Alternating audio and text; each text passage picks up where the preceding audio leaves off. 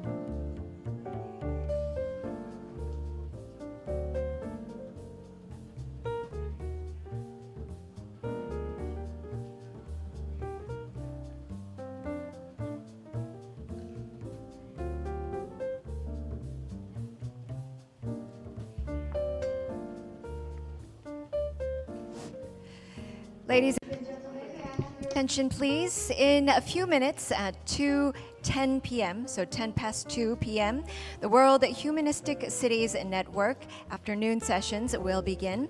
We'll start off with the policy exchange session, so we kindly ask all of our esteemed guests to enter the hall and to take your seats.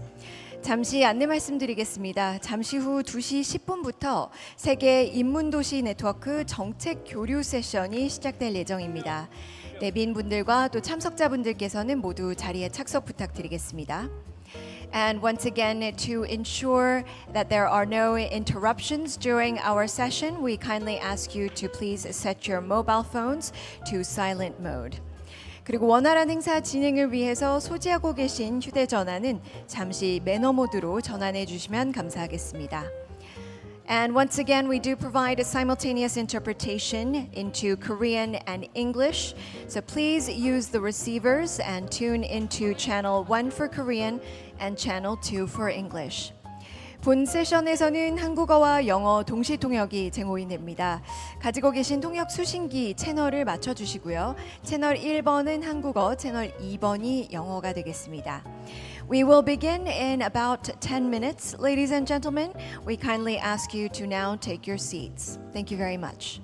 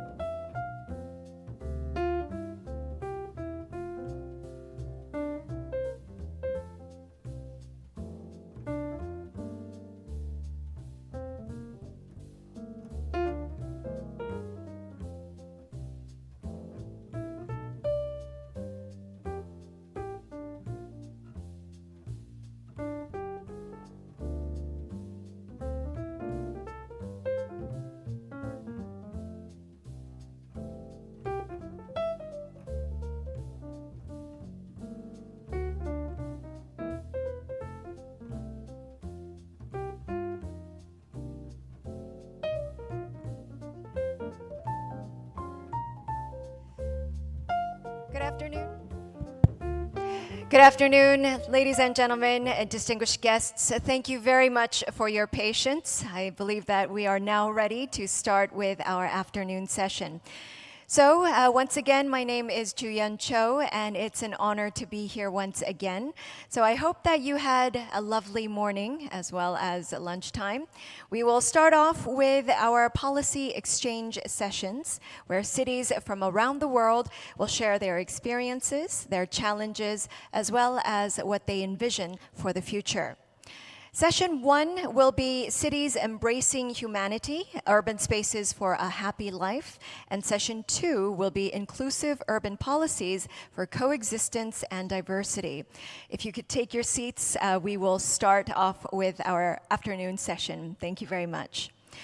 네, 오늘 오후에는 총 2개의 세션이 준비가 되어 있습니다.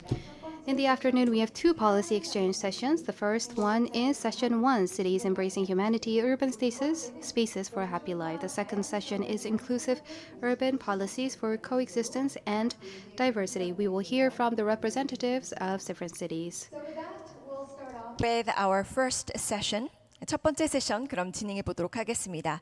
To lead us in this session, we are honored to have the mayor of Andong City, who will serve as the chair. So please welcome to the stage Mayor Kwon Ki-chang. 네, 큰 박수로 시장님 무대 위로 모시겠습니다.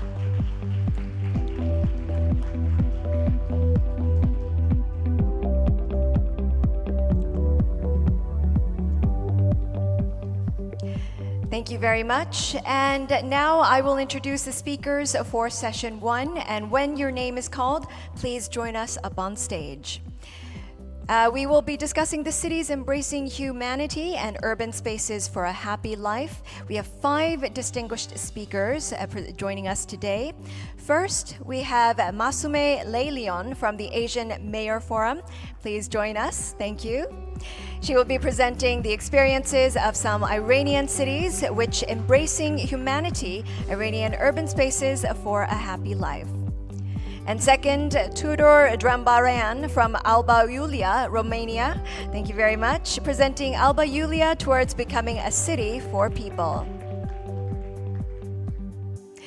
And third, Mohamed Shuao from Adu City of the Maldives will be joining us, presenting cities embracing humanity and urban spaces for a happy life. Thank you very much. Next, we'll have Helene Yildiz from Varese, Italy, presenting Olympic Spirit, Human City, Varese's vision through sport. And last but not least, we have Tish Kreenon from the Australia Institute for Public Policy and Governance, presenting human-centric urban living, enriching lives in Sydney, Australia. Thank you very much. I would also like to inform that each presenter will have 7 minutes for their presentation, followed by 3 short-minute feedbacks from other participants. We kindly ask all of our presenters to please keep their time. And with that, I will hand the floor over to Mayor Kwon, our chair. 네, 시장님 그럼 첫 번째 발표자 주시면 감사하겠습니다. Hi, I am the mayor of Andong City. I am Kwon Ki-chang. Today, we're gathered here to create cities embracing humanity. We will be hearing about what policies each cities have. It's a time to exchange policies. Thank you very much for being here. I thank you. Humanity needs to find happiness. That is the ultimate goal for urban development. We need to turn this dream into reality. To do that, we must do our best in the places that we are. Through this World Humanistic Cities Network, we have to create a world for people, a world where people are happy. That is why we brought this network together. A lot of people show support, and I believe that when we all make our effort, we'll be able to realize the dream. So, we have a lot of presenters here today. And that is why I ask every speaker to please keep your presentation time. Your presentations must be within 7 minutes, and the feedbacks must be within 3 minutes. Thank you. So the first session is Cities Embracing Humanity, Urban Spaces for a Happy Life. First of all, we have Masume Lee Leon from Asian Mayors Forum.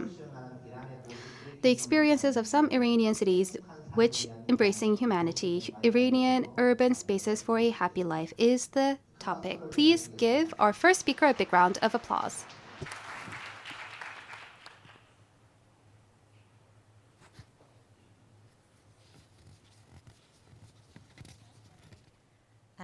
Okay, thank you, dear Mayor. Distinguished participants, esteemed colleagues, honored guests, I would like to begin by expressing my sincere gratitude to the dear organizers of the General Assembly of the World Humanistic Cities Network, hosted here in Andong City, the capital of Korean spiritual culture. This important gathering aims to foster and spread of universal human values and boost cooperation in the humanities across cities globally. Dear friend, I'm come from Asian Mayors Forum, which is based in the megacity of Tehran, capital of Iran. The AMF is an international non-governmental organization dedicated to expanding and enhancing relations and cooperation among mayors and city managers across Asia. Our mission is to help cities develop urban and public diplomacy, facilitate knowledge exchange, share experiences, urban management, and promote specialized cooperation among our members. Our Forum's motto is Asia for citizens, integration for the later life. Today, the AMF proudly boasts more than 140 member cities from across in our vast and diverse continent. As you will know, cities are not just places where we live. They are where we innovate, work, adopt, and dream. They are the engines of global progress, generating over 80% of global GDP. But increasingly, they are also the front lines where multiple crises collide: climate change, infrastructure challenges, economic shift, public health emergencies, migration, and other humanity-related issues. These complex challenges require us to fundamentally rethink and redesign our cities to be resilient, responsive, and truly centered on the needs and well-being of their people. We will focus on how these urban environments directly influence the well-being of citizens, and most importantly, I will share practical real-world examples from various AMF member cities to explore viable pathway for creating sustainable and humanistic urban areas. With the collaborative spirit and insights of the WHCN, let us take a meaningful step together toward creating cities that are not only places to live, but vibrant platform for human interaction, growth, and happiness. Now allow me to share some practical and effective examples of projects implemented in the human-centered field within some of the AMF member cities. Okay, first Isfahan, known as the half of the world. Isfahan recognized as an age-friendly city with about 13 to 40 of the population being older adults, created the Stay Well project. This initiative involves a series of educational and recreational workshops for senior citizens, focusing on 5 key areas: physical health, mental health, social health, spiritual health, and optimizing leisure time, held in over 60 centers across different neighborhoods and municipal cultural centers. These workshops are conducted professionally and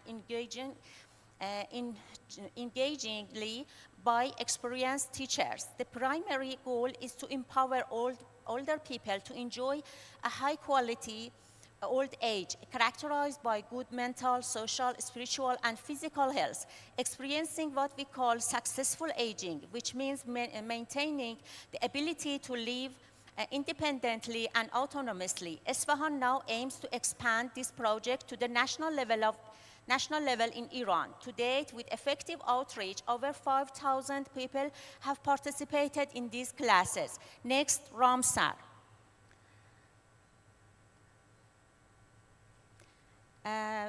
Ramsar initiative focused on creating children parks. This project offers multiple significant benefits for both child development and overall urban quality of life. Let me highlight some of the most important ones. It promotes the physical and motor development of children by providing a space for running, jumping, and swinging. It strengthens social and communication skills, where children learn cooperation, sharing, and conflict resolution, reducing shyness and boosting self-confidence.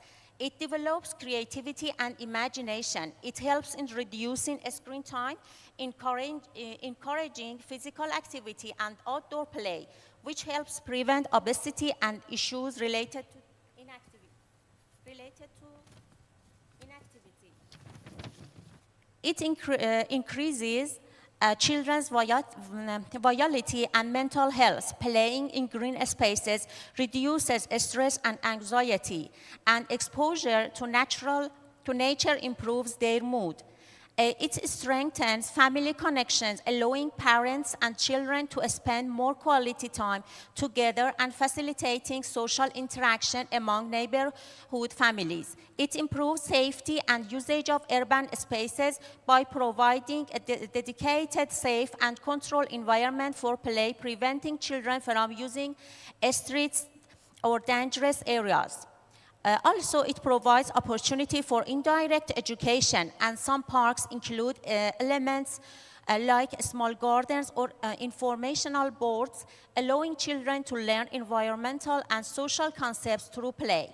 Our third example comes from Abarkuh, one of the oldest cities in central of Iran. Known as the Wind Catcher City, Abarkuh has launched a unique project called Oral Magazine.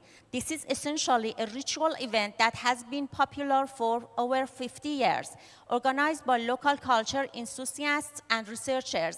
It began with religious activities, evolved to honor local intellectuals and utilize their memories, and has now taken the form of a regular oral magazine gathering. The Mufid Oral Magazine ritual aims to enhance public knowledge and insight while promoting and preserving Iranian Islamic culture. Its functions are multifaceted. It promotes moral values and brings people together regularly. It helps eliminate psychological anxiety and fear through community support. It reduces social conflict and facilitates the indirect transfer of values across generations. It has a significant impact on realizing the slogan, education for all, always. It immortalizes individuals and their memories and helps solve individual and social problems. It is worth noting that based on the successful of this plan, Abarkuh is on the track to be added to the UNESCO Learning Cities Network in the near future. Finally, let's look at Puttalam, a city in Sri Lanka. As the Puttalam Municipal Council, there is a strong belief that truly beautiful city is built together with its people. Periodically, they organize public cleanup campaigns with the active participation and support of citizens, embodying the principle that keeping Puttalam clean and green is a shared responsibility together. They have proven that maintaining a clean city is not just a dream. It is practically possible when everyone contributes. They continue to work hand in hand to make Puttalam a shining model of citizen participation and community pride. In this session, I explore the concept of the city as a vessel that holds human life, values, and emotions. This means that cities are not merely physical spaces, but living, breathing places where thoughts, feelings, relationships, and actions converge and accumulate. A city, through its spatial structure and living conditions, forms the very foundation for its citizens, communication, experiences, and identity. Therefore, there is an urgent and universal call for people-centered urban design, a design that captures and beautifully reflects the nuances of daily life.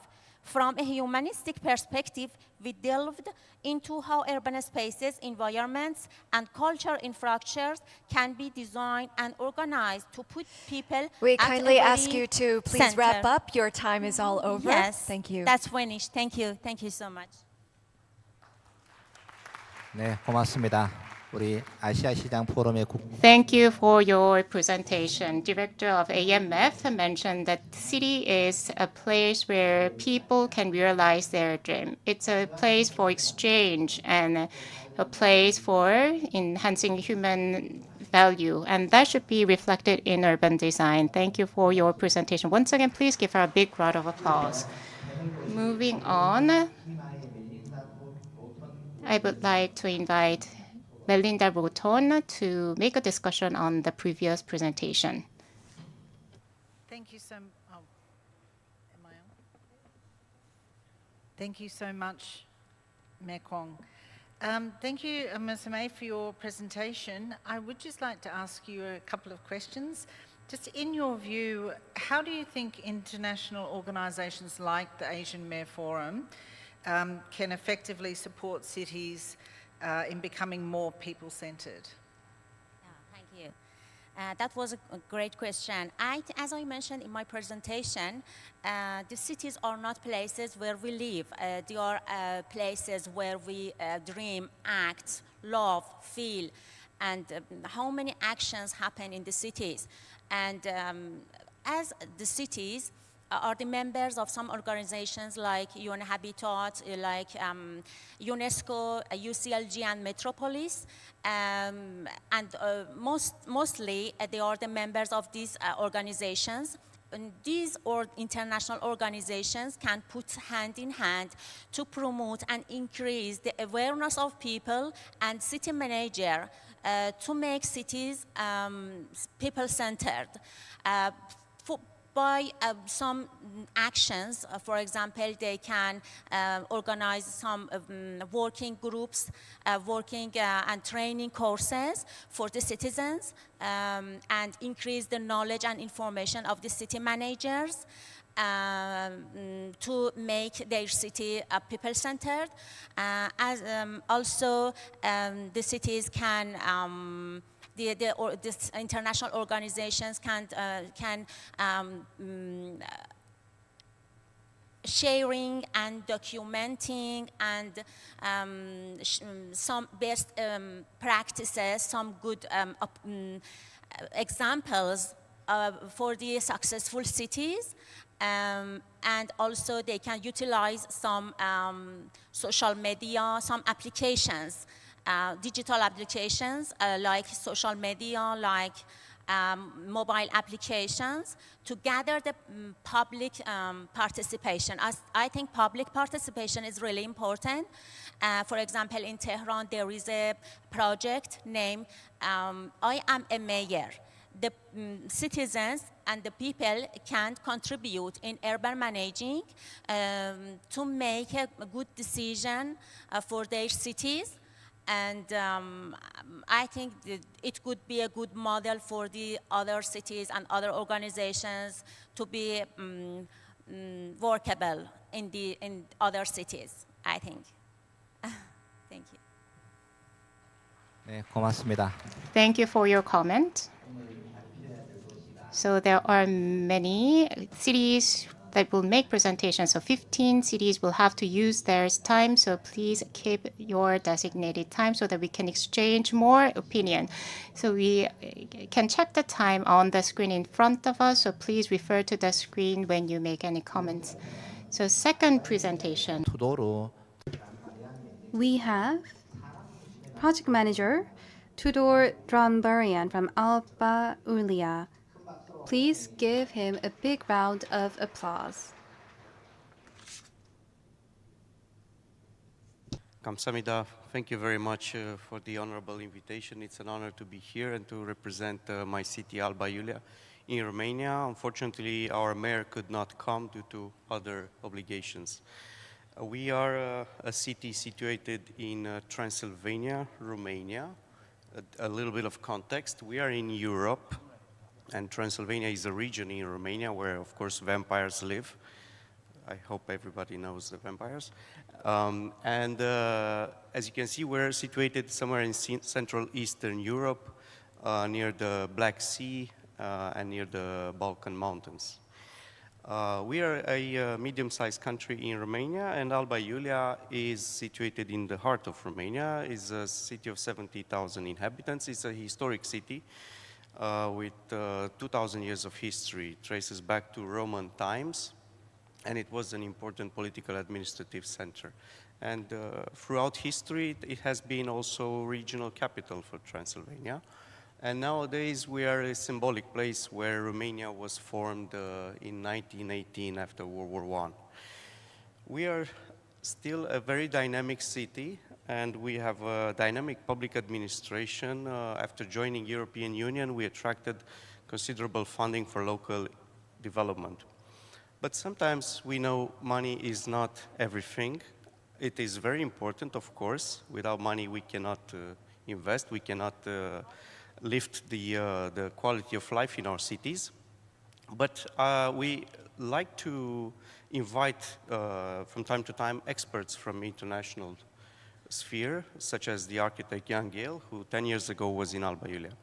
And he told us something very interesting, that a city is like a good party where people stay longer than necessary because they enjoy it, they feel good. So from this perspective, we learned quite a lot because sometimes people coming with a different vision can tell us what we could improve to increase the humanistic culture and spirit in our city, besides the normal activities that we do on a daily basis. So he supported us with this short report on Alba Iulia city on how we can improve things in life in the city. So very interestingly is that he said we should value our city and to consider it as our own living room. So public space actually belongs to everyone, and public space is very limited in cities. So we should focus on various spheres besides the normal administration work. We should focus on towards making our city more attractive to young people, to citizens, to tourists. So in order to increase the profile and to increase the quality of life, because we can build livable cities, like we see in these slides, or not livable cities. Of course, there are some differences. In livable cities, people like to come, like to stay. They are close to a lot of premises. They have enough attractions in the city, parks, safe streets, and so on. So everybody's desire is to live in a livable city. No matter the size, if it's Andong or Seoul or Alba Iulia, we all want to live in a livable city.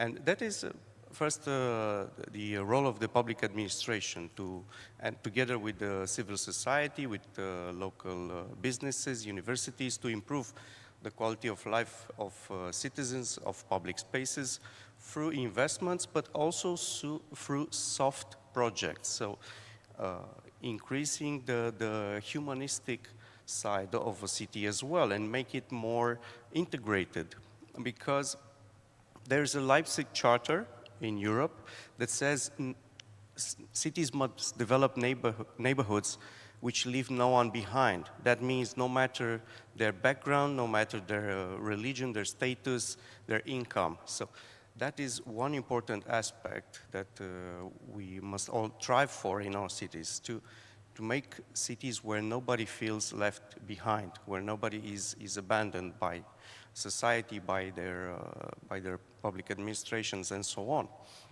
So I will go very fast through the next slides. Just to conclude that indeed there have been many things that we've changed in the last years, and many things we have improved, but we still have a long way to go to build a humanistic city.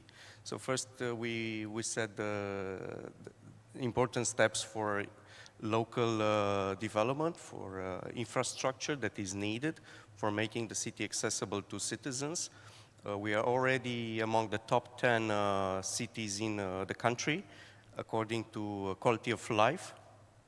And we've attracted numerous funding in the last 20 years, almost, for local development. But as I said, funding is not always everything that you need. You need actually a glue, to create a glue at local level and to involve all the stakeholders in this process to create a humanistic city. So although we have impressive amounts of funding from the European Union, for example, the fortress was rehabilitated with 50 million euro, and we've now become a touristic city, or we implemented 80 million euro projects for urban mobility, which is also important. We've invested also in social infrastructure, so kindergarten, nurseries, and schools renovation were very important. We wanted to take care of the elderly, so we invested in their comfort in this local center for elderly people, but also about the vulnerable groups we had to think. And in this regard, we invested over 12 million euros in the most deprived area of the city. The project that will uplift this area and will provide young people with opportunities to learn and to develop. Now we're focusing on building a children's museum, which I think should be considered by all cities in the world, because they really provide a space for young people to develop. And just thinking that, well, in my region, we are continental temperatures, 8 months you stay inside, I think a children and a science museum is really important for children development. I will conclude by saying that next year we will be the youth capital of Romania. Alba Iulia will have this honor to implement a lot of activities through 1 year to uplift the young people in the city and to give them a more stronger role to say their voice. So thank you very much for this. 네, 고맙습니다. Thank you very much.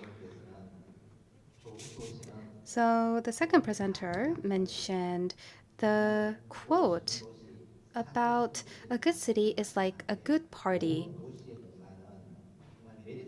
and mentioned that all public spaces should become attractive and nobody should be left behind. And it's important to create a lot of public spaces for children. Thank you very much for your insightful presentation. Next, Iran. From Iran, we will hear the feedback.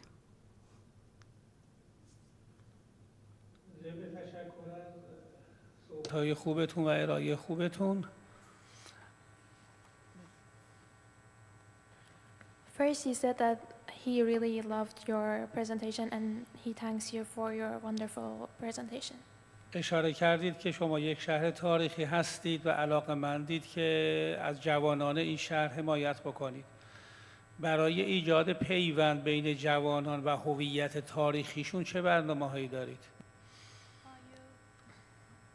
You earlier said that since you are a historical city, he wanted to know if you have any plans to connect the youth of your city to the historical parts of your city. Yes, thank you for the question. In fact, there are many institutions which have headquarters in the historic area, in the fortress. So the local university is based in the fortress, but also a lot of activities now are taking place there. So for us, it's very important, and most of the events of the city actually take place. Concerts, festivals take place within the city walls. I didn't mention, but the fortress has 100 hectares, so it's already a city within our city itself.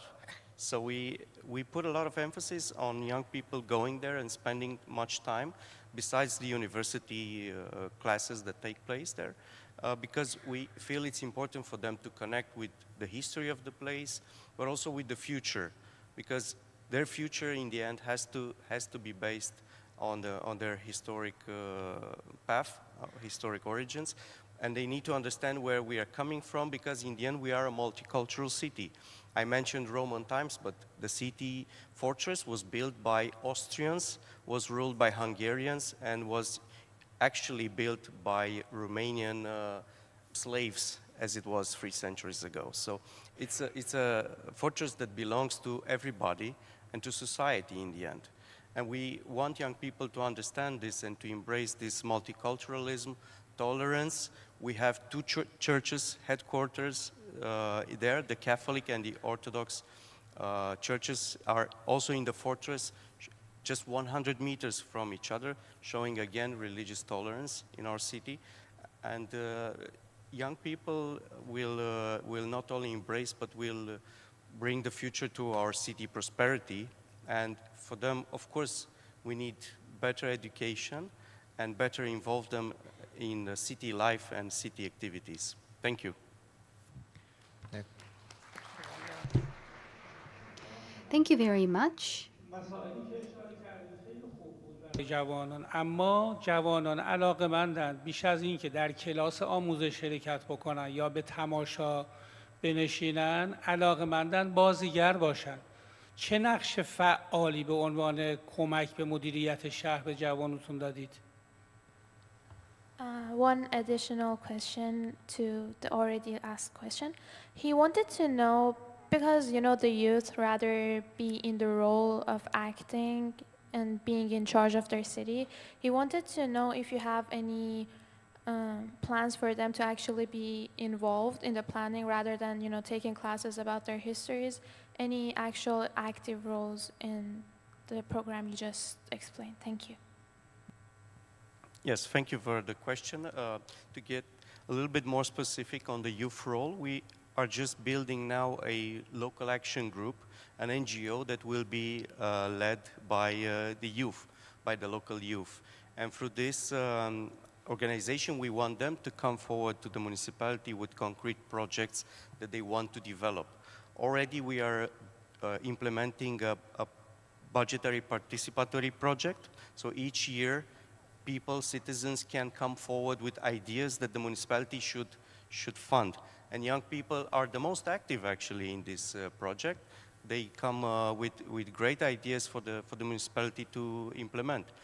And we've constructed at the municipality level this group of 30 volunteers, which are active in a lot of events that we are doing for the youth. Now, of course, it's always important to continue and to do more, because young people feel a lot of time unengaged in local processes and local decision making. But actually this youth organization that we created now, and which is led by one of my colleagues, will have this active role to enforce a bit more a youth agenda at city level, because we want in the end to not only for them to be integrated, but to combat phenomena like brain drain, young people leaving the city and not returning. So we want to create a future for them in the city and not in other countries. Thank you. 네, 고맙습니다. Thank you very much. 다음 발표 도시는 So next, let's move on. We have Mohamed Shuawu, Deputy Mayor of Adu City. He will present on cities embracing humanity, urban spaces for a happy life. Please give him a big round of applause. Before we start the presentation, excuse me, but because we are a little bit pressed and delayed on time, we ask that we just do the presentations and just briefly go over the discussions, as we do have many other speakers left and also a dinner afterwards. So if we could ask you to just proceed with the presentations, please. Thank you. Thank you. Honorable Mayor of this beautiful Adong City, distinguished excellencies, honorable mayors, esteemed delegates, ladies and gentlemen, assalamu alaikum. From the people of Adu to the people of Adong, we extend our heartfelt appreciation to the World Humanistic Cities Network for bringing us together, and to our host and for welcoming us with such generosity and care. This gathering reflects a true purpose of humanistic cities, that are not defined only by buildings and infrastructure, but by compassion, respect, and shared responsibility. Where is Addu city? Most of the colleagues ask me when I introduce them. Let me introduce you to our home, Addu city. Located at the southern tip of the Maldives, Addu is our nation's second largest urban center and home to more than 34,000 people. Our identity is shaped by community resilience and strong sense of belonging.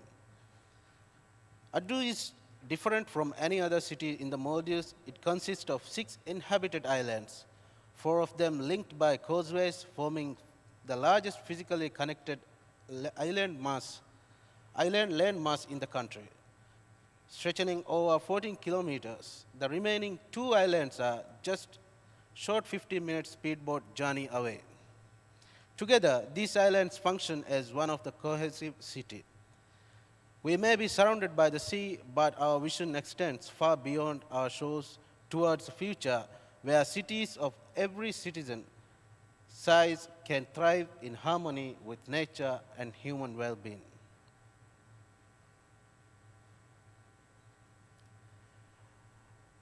In 2020, Addu city has been designated as a UNESCO Biosphere Reserve, which includes wetlands and mangroves. Addu city runs deep through time, woven with history, tradition, and pride. Our greatest strength lies in the spirit of the people and in our dialect and our unity and our enduring sense of belonging.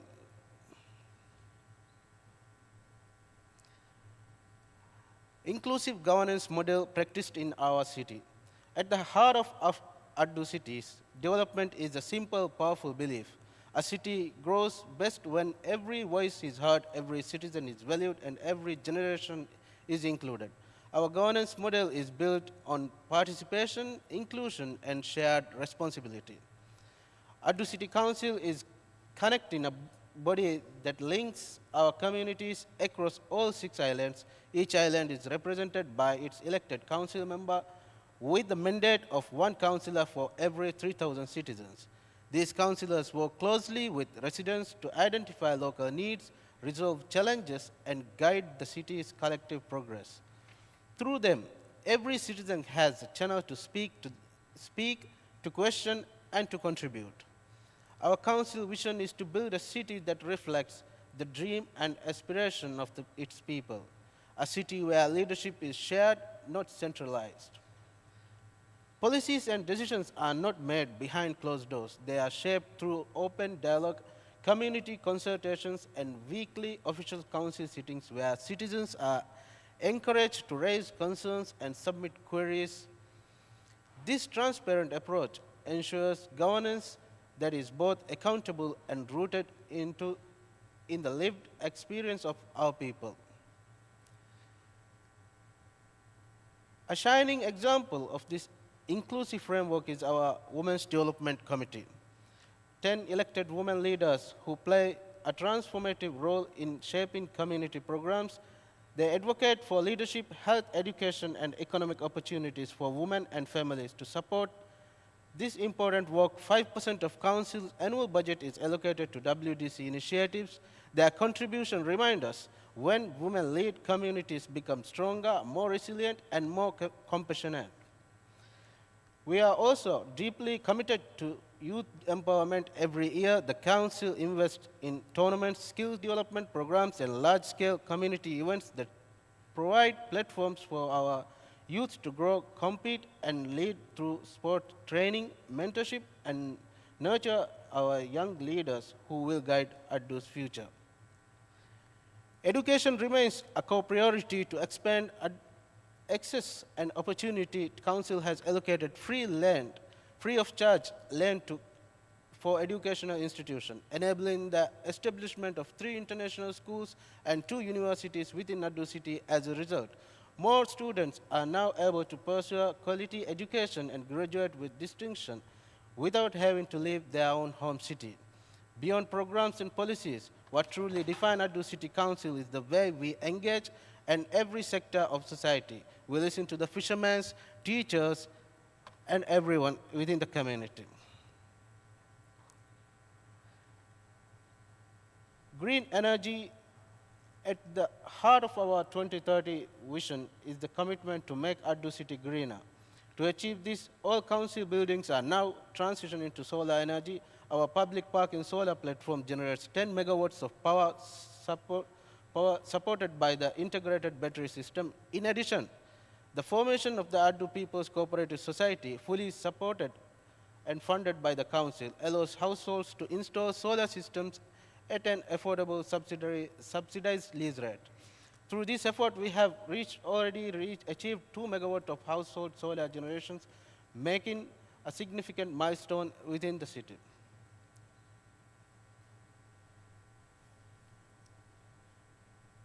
A UNESCO Biosphere Reserve, we are proud and demonstrate that the urban development and biodiversity conservation can coexist, not as opposites, but as partners in progress. This is our vision 2030, mostly green mobility and everything included.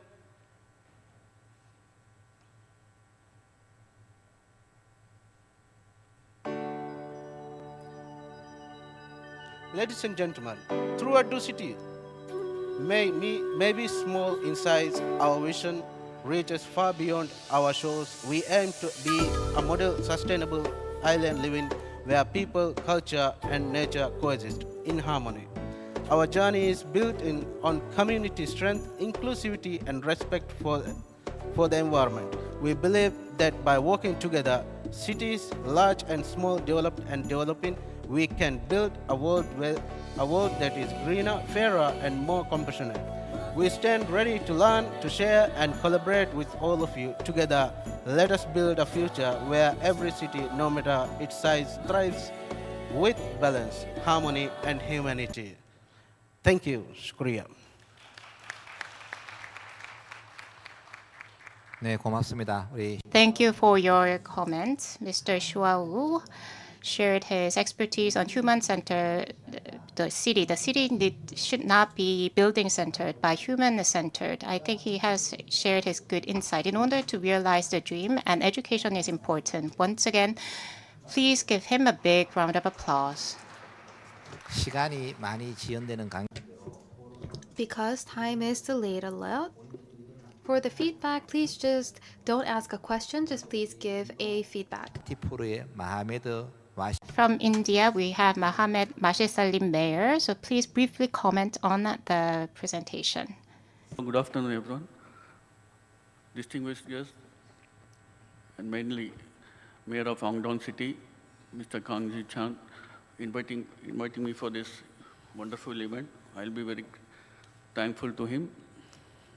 And thank you, Mr. Deputy Mayor Mohammed, for your wonderful presentation about the city of Addu.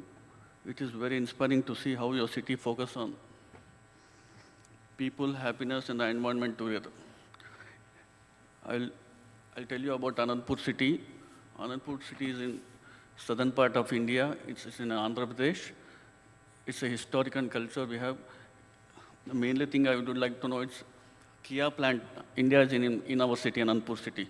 Actually, Kia plant is in Anandpur city, and it's a great spiritual and culture. We have Sri Satya Sai Baba in Prashanti Nilayam. He's a famous Baba in India, and also there are so many medical colleges, engineering colleges, and highly connected roads. We have got to Bangalore, Hyderabad, Chennai, and so many connected cities we have got all around. And also, Anandpur city is also meant for a good education. And this thing we have got around 1 million population. In Anandpur, we also believe that good city is one of the cares of the people. Our goal is to make the city more livable, inclusive, sustainable, just like what you have shared about Addu. We are working on many people-friendly projects. Though our ward secretariat system, our former Chief Minister Y.S. Jagannath Reddy has brought this ward secretariat system for every 1,500 households. We have got one secretariat system. In that, around 9 to 10 people, employees will be working in that. such as amenities, planning secretary, town planning secretaries, or amenities ward secretariats and welfare secretariats, around 9 to 10 people looking after about the 1,500 houses. For every 50 to 60 houses, we have got one voluntary system to look after the 50, 60 houses. What are the welfare schemes we have got in the government? They are going to be go through the houses who are eligible. They will be get into that, and also through ward secretary system, citizens take part in local decisions. We also focus on clean and safe roads, housing schemes, drinking water supply, and public parks, so that everyone can enjoy a better quality of life.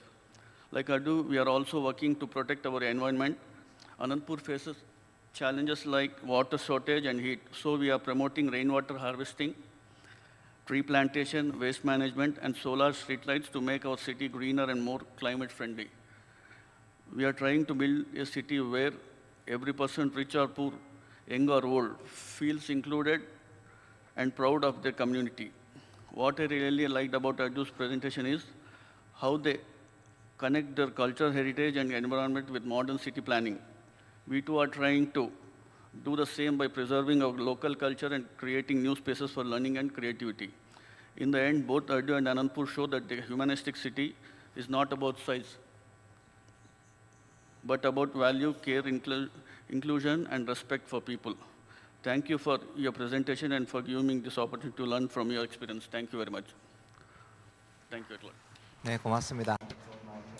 Thank you very much once again for your feedback. Next, we will hear from Helen Yildiz. We'll hear on Olympic spirit, human city versus vision through sport.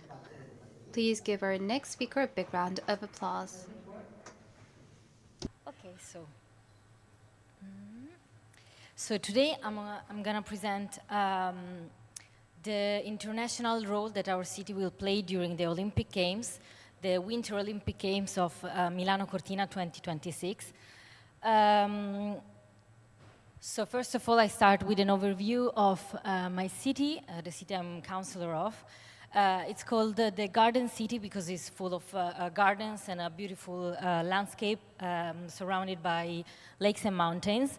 And actually, it has a strategic position because it's it's very close to the border with Switzerland, between Switzerland and Milano, and also close to one of Italian main lakes, which is Lake Maggiore. And we do also have a UNESCO World Heritage, which is Sacro Monte, translated into Holy Mountain. So, but beyond the Olympic spotlight, I would like to show that actually Varese's approach to sport is deeply rooted in humanistic values because our vision of sport is guided by 3 principles. First of all, accessibility for all. Which means sports for everyone. Secondly, educational value and the social impact of sport as an educational value. And third, the city as an international sports hub, and I will show you later how and why. So if we go deeper into the points, the first point is, as I told you, access and inclusion. The sports for everyone is our motto, and we do promote inclusive programs for youth and families. We also have Polha Varese, which is one of the first Paralympic sport clubs in Italy, and is also part of the Italian Paralympic Committee. Actually, last year they got 11 medals in the Paris Paralympic Games. So inclusion in the sense that accessibility to sports for people with disabilities. So the second I mentioned before was education, meaning that sport is considered as a tool for education. We do have partnerships with school and local clubs, and also youth engagement. We do promote youth engagement initiatives. And the most important one for this today's presentation that I want to show, it's the international role as an official training hub for ice sports. So far, we have been we have been hosted too many global events, especially in the categories like rowing. We hosted the World Rowing Cup and European Rowing Championships. For what concerns cycling, in 2008 we hosted the World Cycling Championships, and every year we are still hosting the Trevalli Varesine, which is a national cycling competition.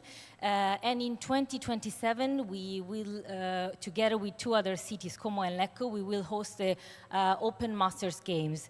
And we are moving towards the Milan Cortina 2026 Winter Olympics. We are an official training hub for ice sports. This is because in the past 10 years, we renovated a multi-purpose facility, which is the Palaghiaccio, where we there is one of Italy's most important, actually Italy's most important ice rink where people can, where we host national delegations for training. We will host some national delegations also next year for the Olympic Games. And I will show you the structure. So it's 10,000 meter squares multi-purpose facility building, and it was inaugurated in 2022 by our President of the Republic, Sergio Mattarella. It's highly sustainable. Actually, is a national model of excellence for sustainability in Italy because it has a energy efficient technology. It's an inclusive facility because there are zero architectural barriers facility, and also it's one of the biggest ice rinks, so ice skating rinks. It's a 60 for 30 meters ice rink, and it's a year-round ice, which means that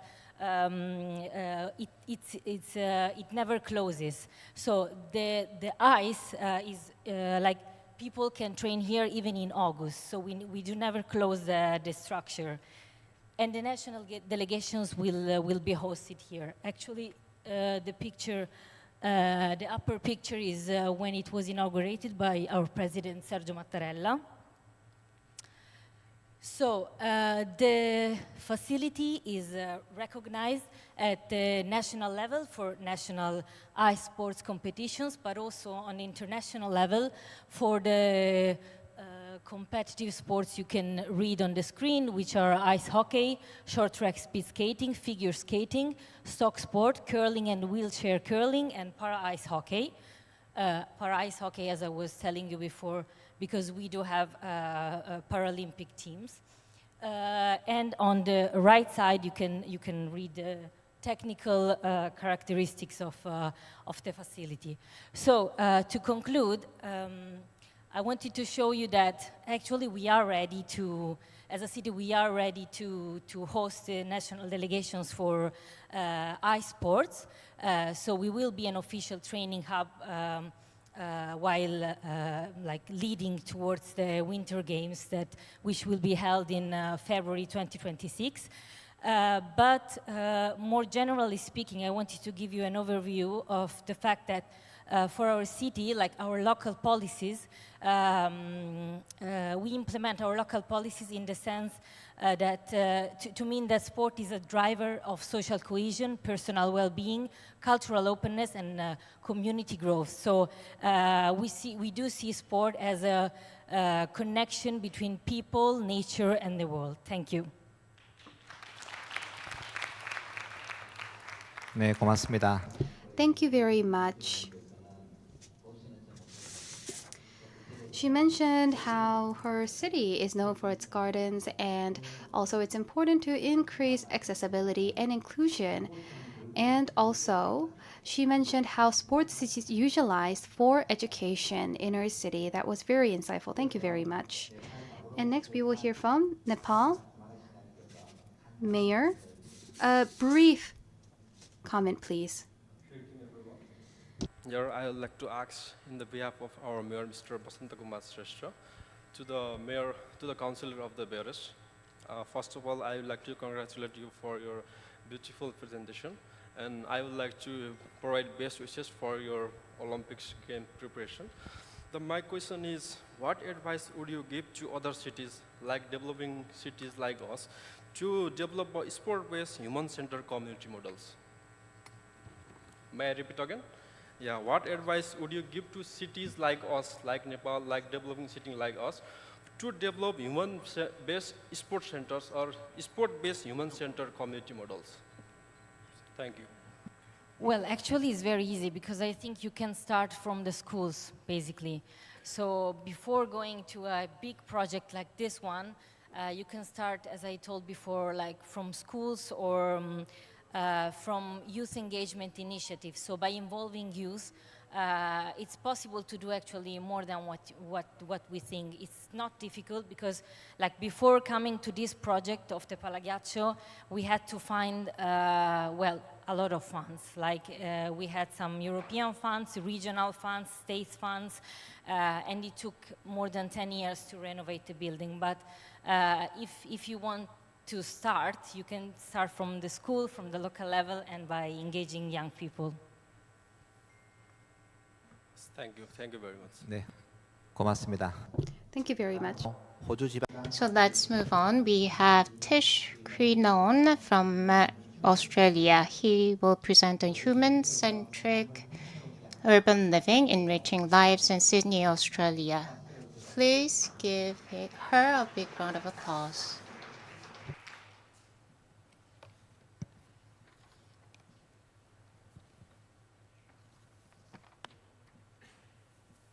Is it on? Yes.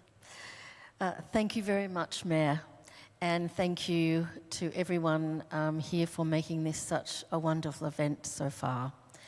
Today I'm going to speak about a city that is striving to represent urban spaces for a happy life, and I'm going to talk about Sydney, Australia. I'm from the University of Technology in Sydney, Australia. Our Institute for Public Policy and Governance is home to the Centre for Local Government. And we have the privilege of working with local councils, cities, and in regional areas across Australia, researching best practice in achieving outcomes for better outcomes for communities and supporting them to create what we call public good. Sydney is nestled in the southeastern coast of Australia.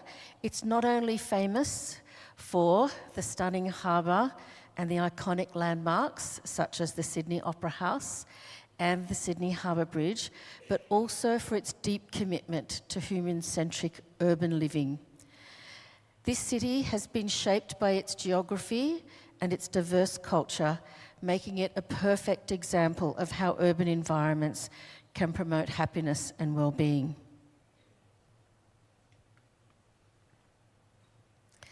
At the heart of Sydney is a spirit of inclusion.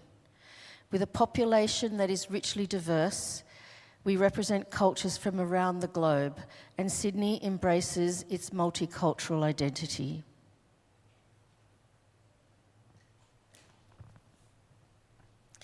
This acceptance fosters a sense of belonging. It allows residents and visitors to connect and engage. Many festivals in Sydney celebrate this diversity, and it transforms the city into a vibrant canvas of light, art, and cultural expression, reminding us that urban spaces can be venues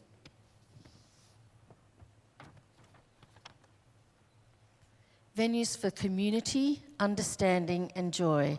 One of the festivals, it's a festival of lights, is called Vivid, and its power is in bringing people together from across various parts of Sydney. Another festival, Para Masala, reflects the growing population of Hindi citizens in Western Sydney. Nearly 200,000 people born in Sydney, born in India, live in the Greater Sydney area, and it's one example of how we celebrate our multicultural identity.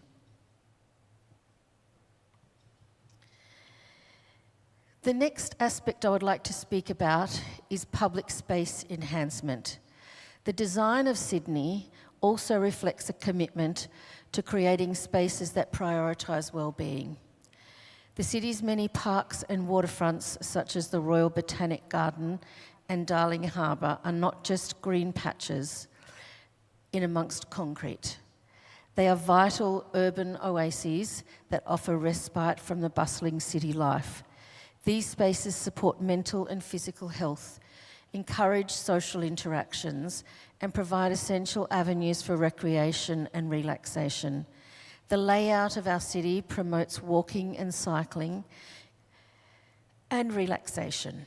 The layout of the city promotes a healthier lifestyles, reducing dependence on cars, which in turn leads to lower pollution levels.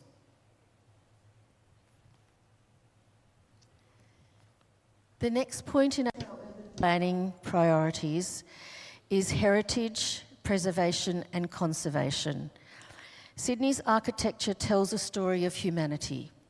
The seamless blend of historical heritage and modern ingenuity captivates our eyes and also our souls. Structures like our historic Rocks District remind us of the city's past, while we have innovative developments at another area called Barangaroo that showcase sustainability and forward-thinking design. These two contrasts reflect our Indigenous heritage and our colonial history. Initiatives aiming for environmentally friendly buildings and green roofs demonstrate a commitment not just to the present but to future generations.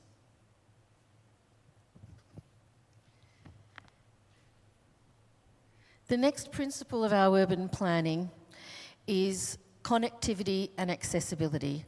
Sydney is not just a beautiful skyline and recreational place. It thrives on its lived experiences. The authenticity of town squares, community markets and beach culture fosters connections amongst people, promoting a sense of communal living. Bondi Beach, which I'm sure many of you have heard of, for instance, is more than just a place to swim. It's a gathering place where people from all walks of life come together and foster new friendships and shared moments of joy.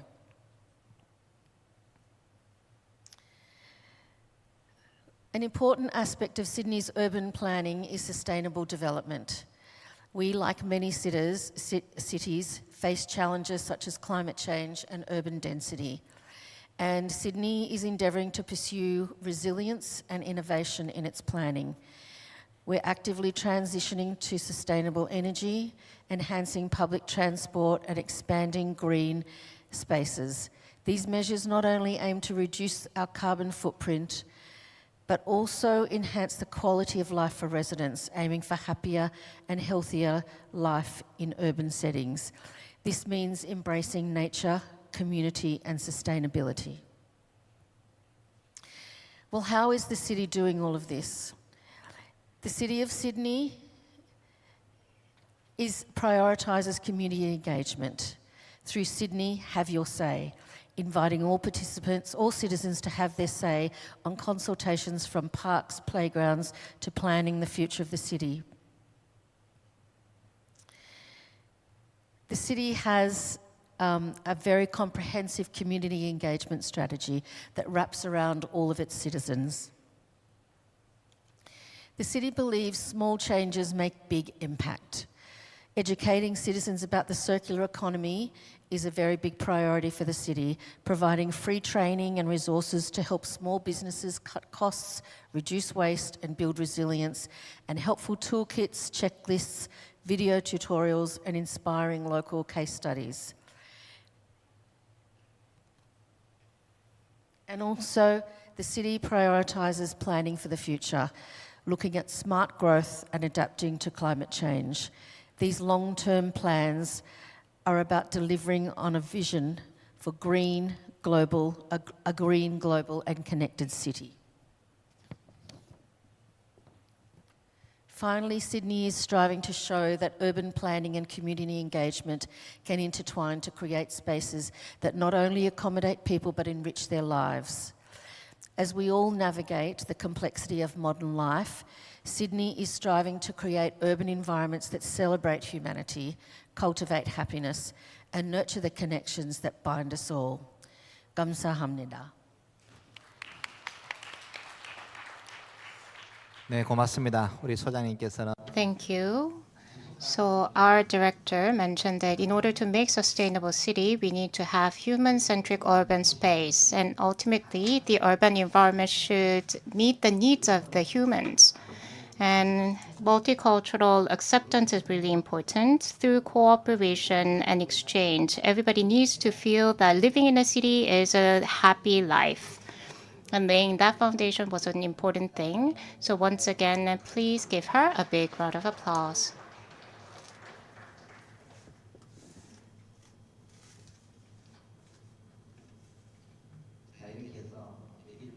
So this is the end of part 1. Let's summarize the session. So to make a human-centered city, we've got a lot of insights and we've seen many good slogans from around the world. City is a place where people can realize their dream, and a city needs to be a good party place, and the buildings are not part of the city. Responsibility and shared commitment are the groundwork for the city, and sports is a good tool for education. And human-centered urban design. Through that, citizens can be more happier. So these are the insights that we got from part 1 of the session. Thank you all for our presenters. And in the part 2, we will resume. Thank you all. Thank you very much to all of our presenters representing their cities and sharing your meaningful thoughts. And of course, to our chair, Mayor Kwon Ki-chang, for leading us through the discussions. Please give them another warm round of applause as they return back to their seats. 뜨거운 박수 부탁드립니다. 그리고 이제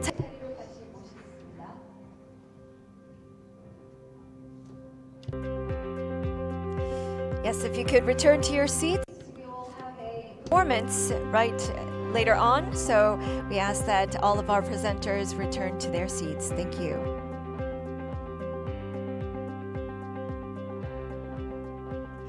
Yes, taking selfies is a must. Thank you very much. And we also have the summary slides up, of course in Korean, but I think that you might be able to see some of the pictures that are depicted for each of the representatives. And now, before we move on to our next session, we have a short but very special performance that is prepared for everyone. 저희가 이제 다음 세션을 진행하기에 앞서서 약간의 분위기 전환 겸 저희가 공연을 준비를 했습니다. And while the stage is being set, I would briefly like to introduce our performers to you. The group that you're about to meet is called Yeobek, the fusion music ensemble that blends the beauty of traditional Korean instruments such as kayagum and haegum with the elegance of Western instruments like the violin and piano. So they have prepared a performance. Although it might be a little bit short, they promise to leave a lasting impression. And you may have heard of the song Golden. I'm sure that some of you might be very well accustomed to the song. And it recently gained global attention through the K-pop Demon Hunters. And today, I think that you'll be able to hear a fusion medley, including the song Golden, because they will be performing Western and Korean songs together. And then afterwards, they will perform a song that always warms everyone's heart in Korea, and I believe it will also warm your heart as well. It's called 아름다운 나라 in Korean, which literally translates to beautiful country. They will have their gentle melodies and heartfelt voices, and I hope that it will be a moment that will impress all of you. So now it's time for you to sit back and relax and enjoy the beautiful harmony. I believe that we're almost ready to bring them up onto the stage. So we ask for your patience once again. And once the stage is set for the performance, we'll bring them out. 네, 여백의 퍼포먼스 오늘 So we're going to be listening to 여백. 인기리에 방영이 되고 있으면서 거기에 나오는 골든이라는 그런 음악도 매우 인기가 좋습니다. 그 골든이라는 음악도 가야금과 해금을 통해서는 얼마나 또 재밌게 들을 수 있는지 한번 지켜봐 주시고요. 저희가 무대 세팅이 정리가 되는 대로 바로 모셔보도록 하겠습니다. 거의 다 준비가 된 것 같습니다. 이제 잠시만 기다려 주시면 되겠습니다. 여백의 공연 이제 저희가 잠시 후 박수로 모실 텐데요. 네, 이제 준비가 된 것 같습니다. 여백의 공연 시작하겠습니다. Please welcome them with a big round of applause.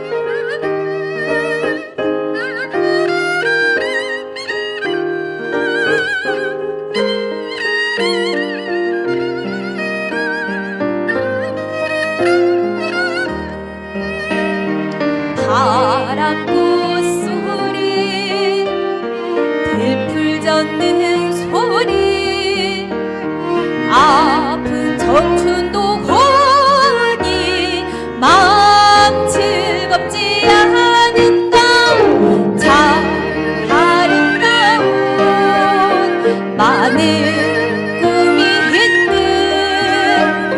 이 땅에 태어나서 행복한 내가 아니냐.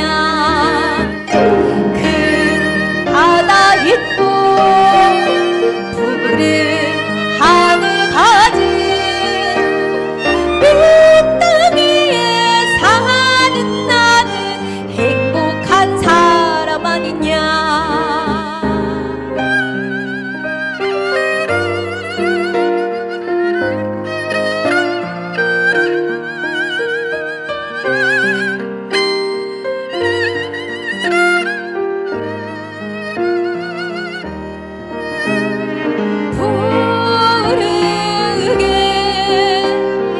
더 푸르게 수만 잎을 피워내 한 줄기로 하늘까지 뻗어라.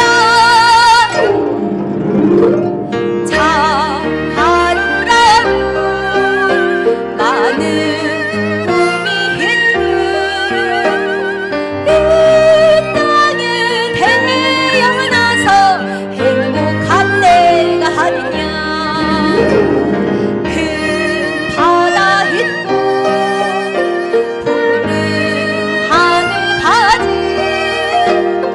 이 땅 위에 사는 나는 행복한 사람 아니냐. 아름다운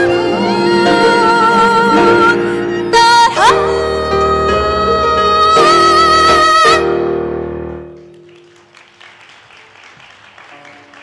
Please give them another big round of applause. 근데 이 시점에서 저희 혹시 앵콜곡을 한번 요청. Can we request an encore?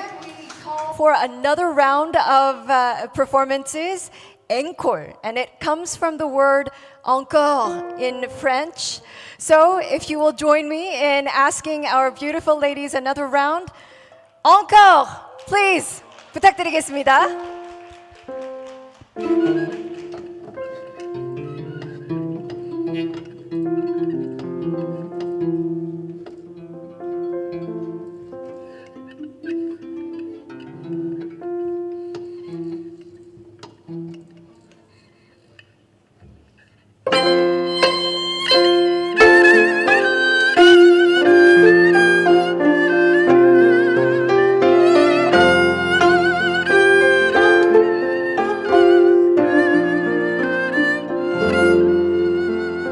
저 멀리 동해 바다 외로운 섬 오늘도 거센 바람 불어오겠지.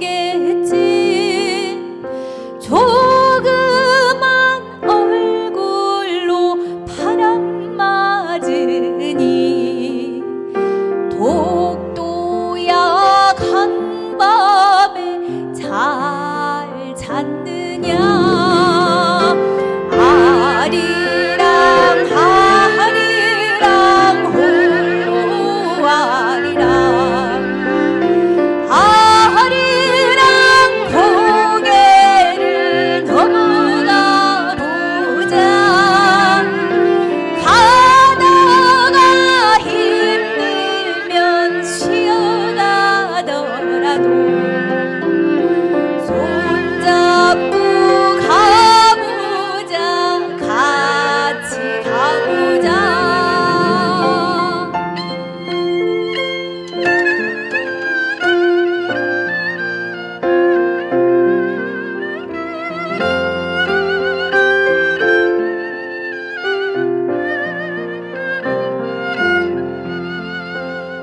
금강산 맑은 물은 동해로 흐르고 설악산 맑은 물도 동해 가는데 우리네 마음들은 어디로 가는가. 언제쯤 우리는 하나가 될까. 아리랑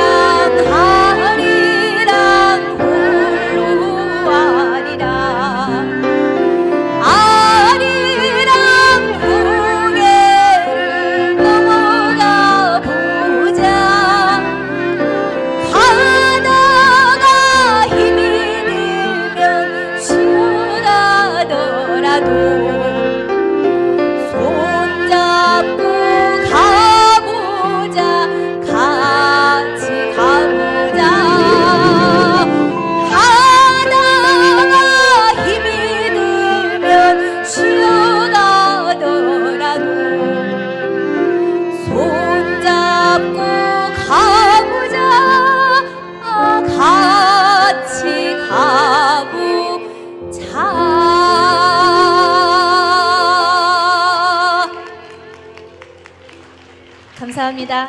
Thank you. Thank you very much. 네, 여백 모든 So that was a wonderful performance by Yeopek. especially for the one additional song that they have performed for you. Please give them another big round of applause. 감사합니다.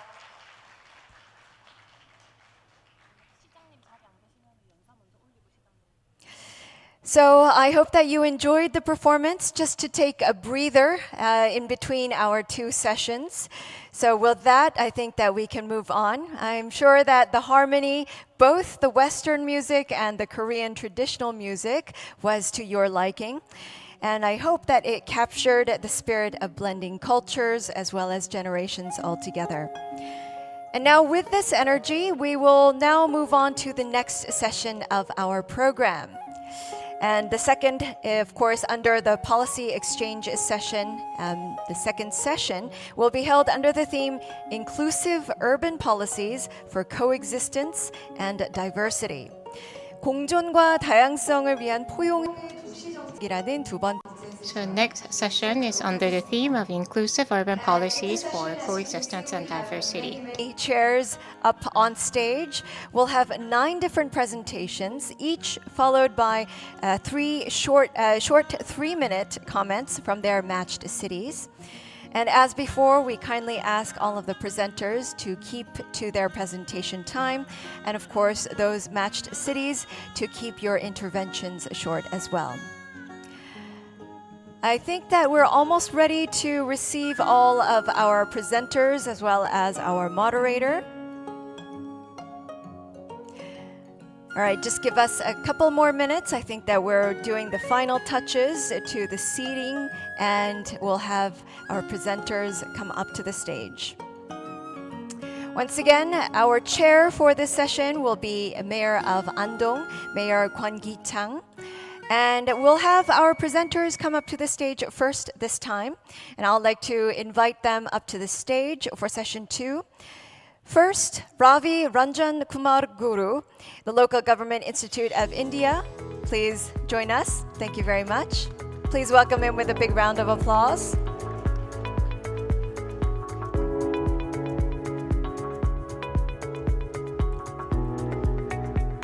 Also very excited to hear the presentations from each of the representatives from the cities. Thank you very much. Take your seat.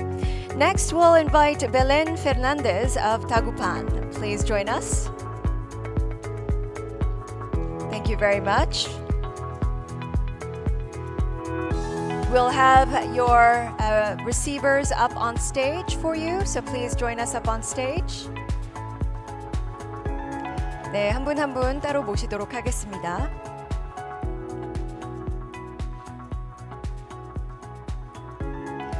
And our third presenter will be Marsh Lydia Waru of North Minahasa. Please join us. Thank you very much.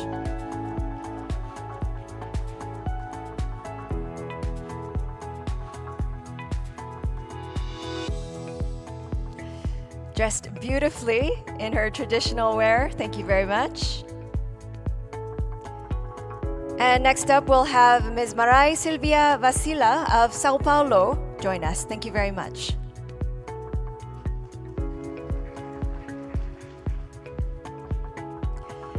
Thank you for joining us. We have a colorful panel today, so thank you.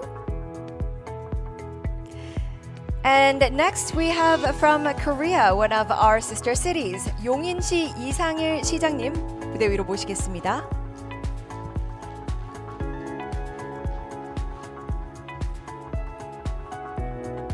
함께 해주셔서 대단히 감사합니다. Thank you for being with us. Next, we also have Mr. Takashi Matsuo from Kamakura. Thank you very much.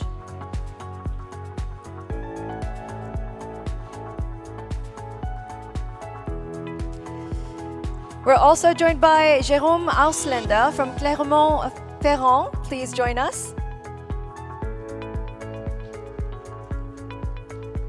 We have a very diverse panel of presenters. Thank you very much. We're also joined by Takayoshi Kato, the Japan Local Government Center, Claire, joining us as well.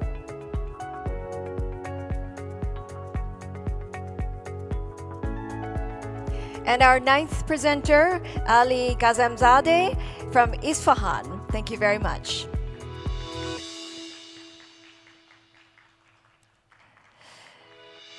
Thank you for joining us once again. And with that, I'd like to invite our chair for this session, once again, Mayor of Andong, Mayor Kwon Ki-chang, to the stage. Please welcome him up on stage. Thank you, everyone. And now I would like to hand over the floor to our chair once he puts on his interpretation receiver. 네, 시장님께서 저희 통역 수신기 착용. I will pass the microphone over to Mayor. So you'll be able to see on the screen how many minutes you have left. 네, 그럼 시장님 부탁드리겠습니다. Mayor, the floor is yours.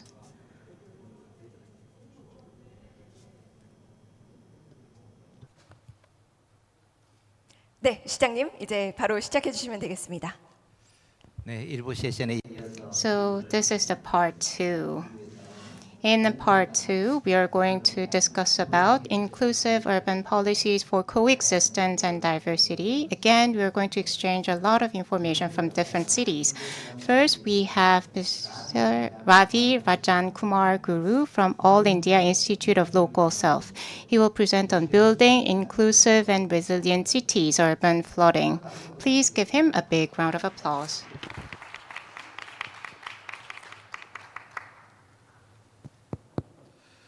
Okay, good afternoon, everyone. My name is Ravi Ranjan Guru, and I'm from India. And first of all, I'd like to thank Mayor for inviting us for this beautiful cities and its beautiful assembly of World Humanistic Cities Network. I work with the All India Institute of Local Self-Government, and it's based in Mumbai and across India. Next, please. Can I have next session? Next slide. Oh, sorry. Okay, so if you look into the, I'll just speak about the India's perspective that how really the climate change and how AILSG has been working on the climate resilience and inclusive cities. I do not want to go into these challenges that everybody knows about it, but I'll talk more about how AILSG has been working in India in terms of providing the, in terms of solutions and in terms of what the project that AILSG has been working in India.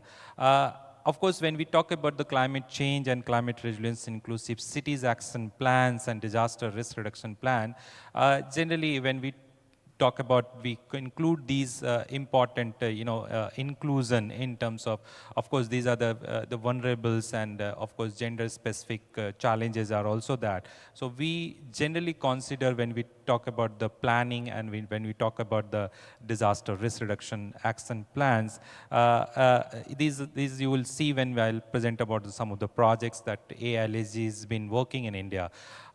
We have though we do a lot of projects and activities in India, but based on today's topic, we are specifically covering into these 4-5 aspects, which very relevant for the subject.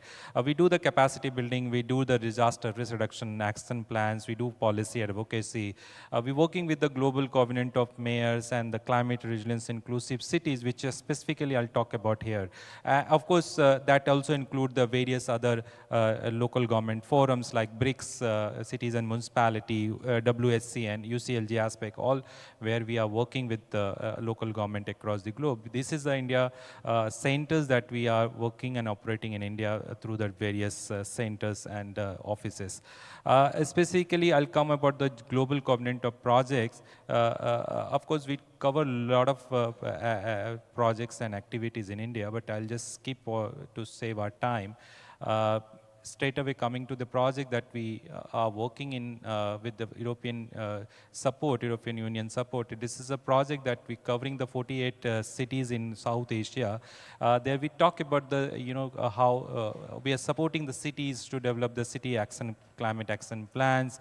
Also, we are trying to give them the support, which also include the kind of a funding support, because urban local bodies are wanted to do a lot of activities, but of course when you talk about the funding, there is always challenges. So we also trying to look into that and supporting the local government in bridging that gap. This is the one of the programs that we have done it in Kathmandu, where we done some kind of a business matchmaking, where we really bring all together, all stakeholder, and try to look into that how these climate related projects can be funded. And these are some of the numbers that we got and secured the projects by the urban local bodies. We are fortunate that time the Deputy Prime Minister also was the chief guest of this entire programs. We do a lot of in terms of outreach and communications, and because like Mayor always say that people participation is very important for all kind of success. So here in this project also we do a lot of outreach program with the citizen and also with the local government stakeholders through the various mediums. This is another project that we have been working with the three, triangular cooperation. We say that where we're working with the Europe, South Africa, and Southeast Asia, and these are the important in terms of developing the climate resilience inclusive cities project that we are working with the, and there we also look into that a lot of capacity building programs for the officials and elected representative. And the major three pillars that we are looked into this project was, of course, the developing the local action plans and also the communication capacity building programs. These are some of the capacity building and programs organized in India, and we have the 10 Indonesian cities, some of the European partners, and we look into the climate sustainable financing into the project.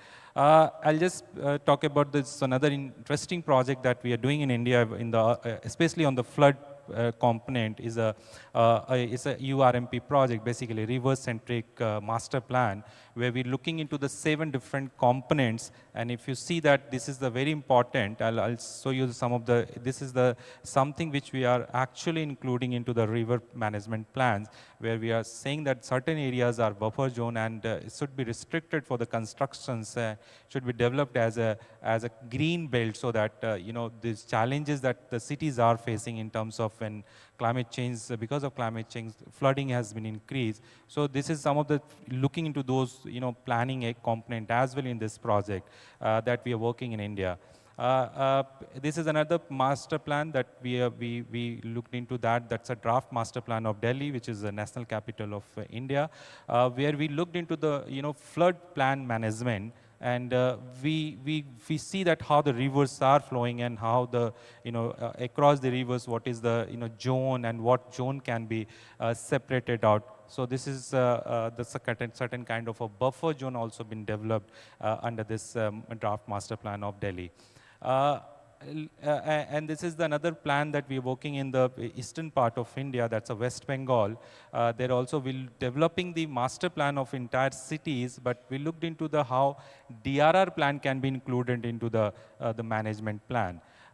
So as a final conclusion, I'll say that we need a holistic approach. We need, because of course we need to include all sectors or all stakeholders when you're planning into the climate resilience inclusive plan or disaster risk reduction plans. We need to engage the cities, and we need to engage the NGOs and the influential support from the government and government bodies. And then, of course, we'll look into the implementation as a cohesive way. It's really something which we really can see at the ground level, and that really help you and help the cities. I think my time is up. We can talk a lot, but it seems time is over. So I'll just end it here. And just to say that we are celebrating our 100 years this year. We are 1926 was our born organization's time, and now we are celebrating this 100 years. So thank you once again for inviting me, and would be very happy if you have questions on this. Thank you so much. Back to you, ma'am. Thank you. 네, 고맙습니다. Thank you very, very much. We heard from the first speaker about how it's important to increase cooperation between different entities and stakeholders, and how citizen participation is important to create inclusive cities. And also, in designing or planning for a lake or river, we need to think of it as a climate resilient perspective. Please give him another big round of applause. Next, we will hear the feedback from a representative from Turkey. Please keep it brief.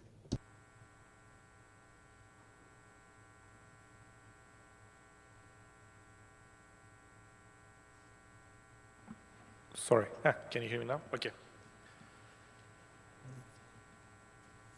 Yeah, thank you very much for the hospitality. We are here in Andong City with the great hospitality that you provided us with. So, this is really important. I mean, as a union, to represent a union that covers all the local governments in Turkey right now, more than 1,400 municipalities. It is really important to put the human values at the core of our efforts, of course. And for example, I can say that we do attach great importance to those policies in our country as well. So through our training programs, our international partnerships, and local democracy initiatives, we aim to help our municipalities, our member municipalities, to become more inclusive, transparent, and human-centered in every aspect of governance, which is very important. And here, we gather together with partners across the world. And I see, many partners from different countries. India, right now, the colleague that I was actually about to ask the contact from my colleague there, from Talha, so he now gave the floor to me, which is really, I'm proud to take the floor. And it is really important to put the people and to efforts to include them in decision making, because in the end, we are working for them, so to make life better for them. That's why it is really important to have our efforts paid off when we see them, they are inclusive, but not only in the programming level, just to pay a lip service that what we are doing, like, we are adding them to our strategic plans, to our policy documents, but also it is really important from the very beginning to add them in the decision-making, in deciding what policies, what efforts they would like to see in the end of these efforts. So that's why it is really important and great to see all these local government representatives, our mayors, distinguished mayors, are working towards the same goal. And I'd like to, commend the effort of the Andong City that hosting this great event. And thank you very much, and hope to see you again going forward. 네, 좋은 말씀. Thank you very much for your feedback and comment. Let's move on. Let's hear from Ms. Berlin Fernandez from the city of Dagupan, Philippines. She will present on Families First, Inclusive Governance and Humanistic Leadership in Dagupan City. Once again, the time is limited to 7 minutes, and a discussion should be made within 3 minutes so that we can exchange more views from more people. And during the dinner time, we will have some time to exchange. So please give her a big round of applause. Good day to everyone, and warm greetings from Dagupan City, Philippines, a humble coastal city where every sunrise meets the sea and every act of governance begins with compassion. In Dagupan, we live by a simple truth: pamilya ang puso ng progreso. The family is the heart of progress. It is not just a slogan, it is the soul of our city's governance and the foundation of every policy we craft, every budget we pass, and every dream we pursue. Humanistic leadership, serving the hardest lives first. When I assumed office, our city was facing many divides: economic, physical, even emotional. There was poverty, flooding, and the pain of people feeling forgotten. We began by asking a very human question: how can government make every family feel seen, valued, and protected? From that question came our guiding principle, unaan su mahirap subilay, a Pangasinense phrase meaning prioritize the hardest lives. It is our moral compass to serve those who have the least first. Through this approach, we reoriented governance towards the margins, the fisher folks, solo parents, persons with disability, out-of-school youth, and informal workers. In just our first 100 days, we provided over 139 million pesos in direct social support, healthcare, livelihood, and crisis assistance. We invested 250 million in scholarship for 6,000 poor students, the largest education fund in Dagupan's history, because education for us is the most human form of empowerment. When government begins with empathy, it does not just deliver services, it restores dignity, safe homes, and sustainable space. But compassion is not only felt in welfare. It must also be seen in the spaces where people live. Our program, Pamilya sa Tahanan, Families at Home, redefines urban infrastructure as protection for families. We dredged over 90,000 cubic meters of waterways and built flood control dikes in our most vulnerable communities together with our national government. We closed a 60-year-old dam site, once a wound on the city's landscape, and turned it into a dam site to fun site. Now a reforested area planted with 3,000 trees and envisioned as a public eco park participated by 3,000 volunteers. The transformation is not just about clearing the trash. It's about restoring hope, about telling our people that progress must never come at the cost of the planet of the poor. Health, safety, and resilience for all. We then extended the meaning of family care to public health and disaster resilience. Through Pamilya sa Kalusugan at Kaligtasan, Families in Health and Safety, we delivered 185,000 health services in just a few months. We launched eConsulta, a digital medical program that already benefited over 26,000 residents, making diagnostic consultations free for those who cannot afford them. Dagupan also became one of the very few cities equipped with 24/7 and public alert and response monitoring center.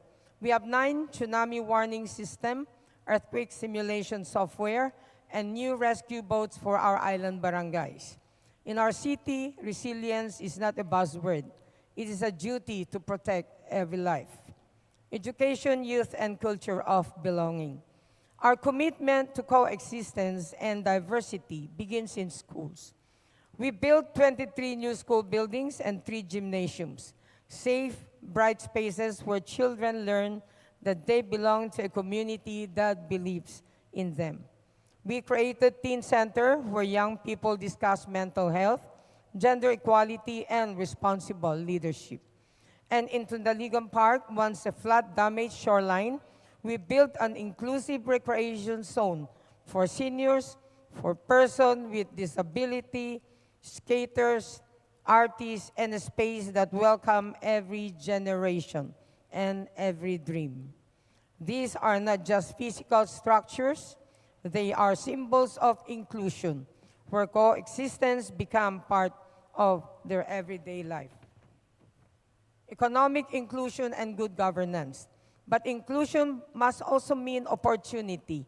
Through our Pamilya sa Kabuhayan program, we connected more than 15,000 people to job, revived our local industry, the bangus industry, with the help of the Korea International Cooperation Agency. A city that cares, a future that belongs to all. Today, Dagupan is recognized nationally and regionally for excellence in healthcare, environmental management, and good governance. Beyond the awards, our greatest recognition is when a mother says her children can now sleep without fear, When a fisherman says he can send his daughter to college. When a student says, Mayor, I now believe I can also lead. This is the essence of humanistic governance when policies translate into possibility. Friends, the story of Dagupan is not about a city that became perfect. It is about a community that chose to care. We have learned that coexistence begins with compassion and progress begins with family. When we put family first, we build cities that heal. We create governance that listen, and we prove that humanity, not politics, is the true measure of leadership. Thank you, and may our cities always choose people over power and the love over fear.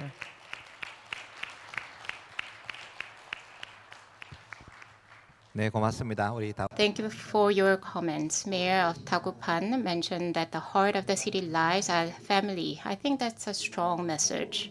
And all policies, the foundation should be the care for marginalized people. When we realize those policies, we will be able to make a society where everyone lives happily. Once again, please give her a big round of applause. So for the discussion, we have Arubinyo Phukamphongnyam from Australia. The floor is yours.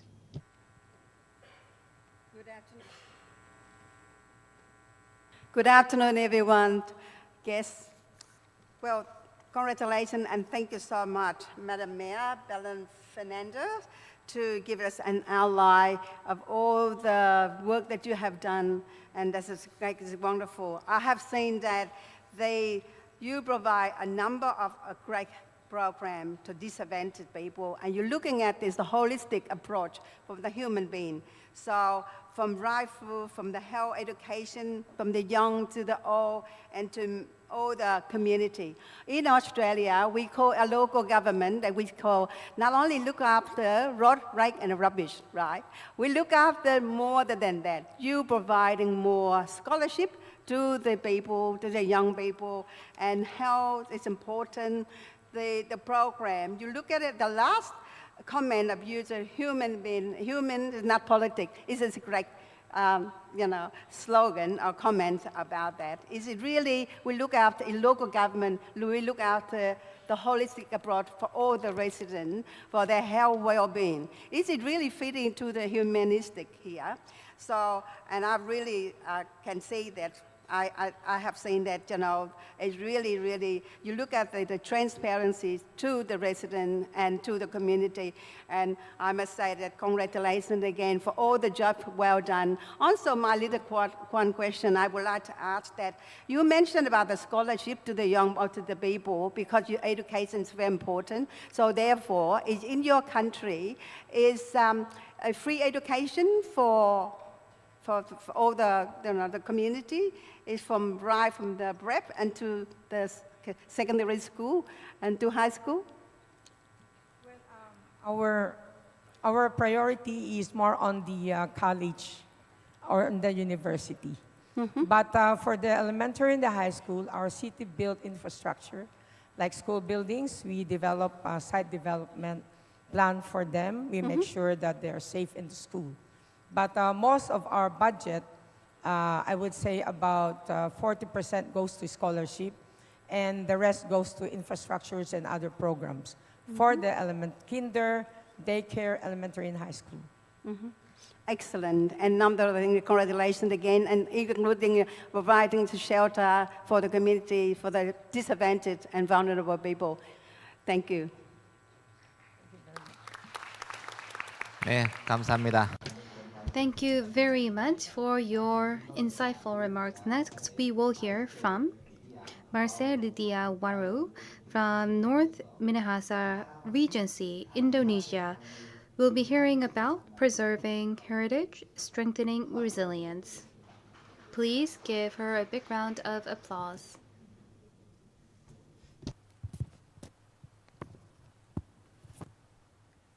Greetings, everyone. First, I would like to respectfully acknowledge the Mayor of Andong, Mr. Kwon Gichang, also Chair of the World Humanistic Cities Network, as well as all esteemed delegates and participants gathered here today. I am Marcia Lidiawaro from North Minahasa, Indonesia. Our presentation is titled Minahasa Utara. Minahasa Utara is its mean, North Minahasa.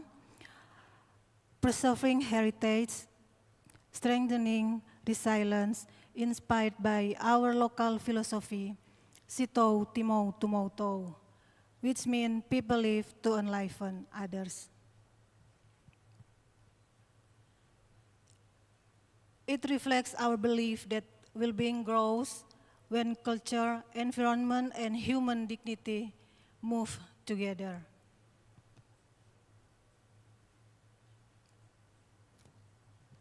North Minahasa Regency lies on the edge of the Pacific Ocean. This region is blessed with abundant natural beauty and cultural richness. Our people live close to the sea and the land, guided by traditions that value balance and cooperation.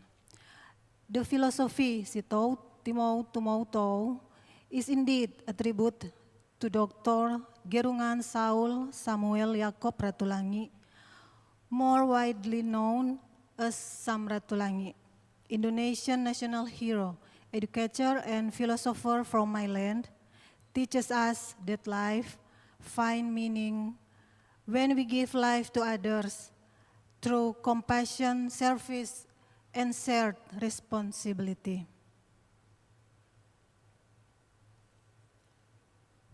From this philosophy emerge our humanistic practices, local food systems that strengthen household resilience, community-led tourism where residents are the main managers and beneficiaries, and coastal restoration projects that combine ecology with cultural learning.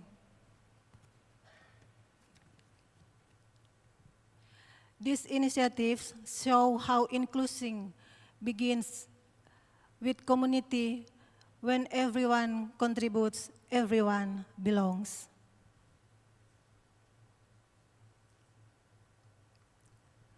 To strengthen these practices, we propose collaboration with WCHCN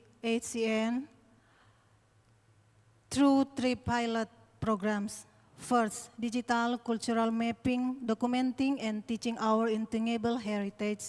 Second, community-led sustainable tourism, promoting inclusive economy opportunities.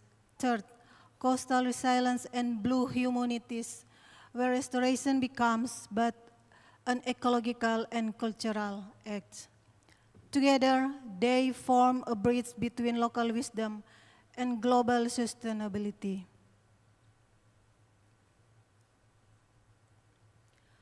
North Minahasa is ready to be a learning partner in this network, sharing our local experiences and also learning from others. Because from North Minahasans, we believe resilience begins with compassion and harmony begins with humanity. Before I close, let me offer greetings of peace and goodwill, a practice dear to Indonesia and recently voiced by President Prabowo Subianto at the United Nations General Assembly. Assalamualaikum warahmatullahi wabarakatuh. Shalom, Om Santi Santi Santi Om, Namo Buddhaya, salam kebajikan, Anyang Hasim Nika. Terima kasih, Shalom. Thank you. 네, 고맙습니다. Thank you very much for your presentation. She talked about how we can create sustainable cities centered on humans and culture. We need to think about shared responsibility and compassion. 삶을 살 때 우리 도시는 행복한 도시가 돼. I believe that what she said will lead us to have truly happy cities. Thank you very much. Please give her another big round of applause. Next, we'll hear from Thailand. Mayor, please, a brief comment. ผมพงศกรมงคลหมู่นายกองค์การบริหารส่วนตำบลลางจระเข้อำเภอเสนาพระนครศรีอยุธยาซึ่งเป็นนายกองค์การบริหารส่วนตำบลลางจระเข้มา5 สมัย 20 ปีจะเลือกตั้งอีกครั้งในเดือน January เป็นสมัยที่ 6 예, 안녕하세요. 저는 Hello. I am from Ayato.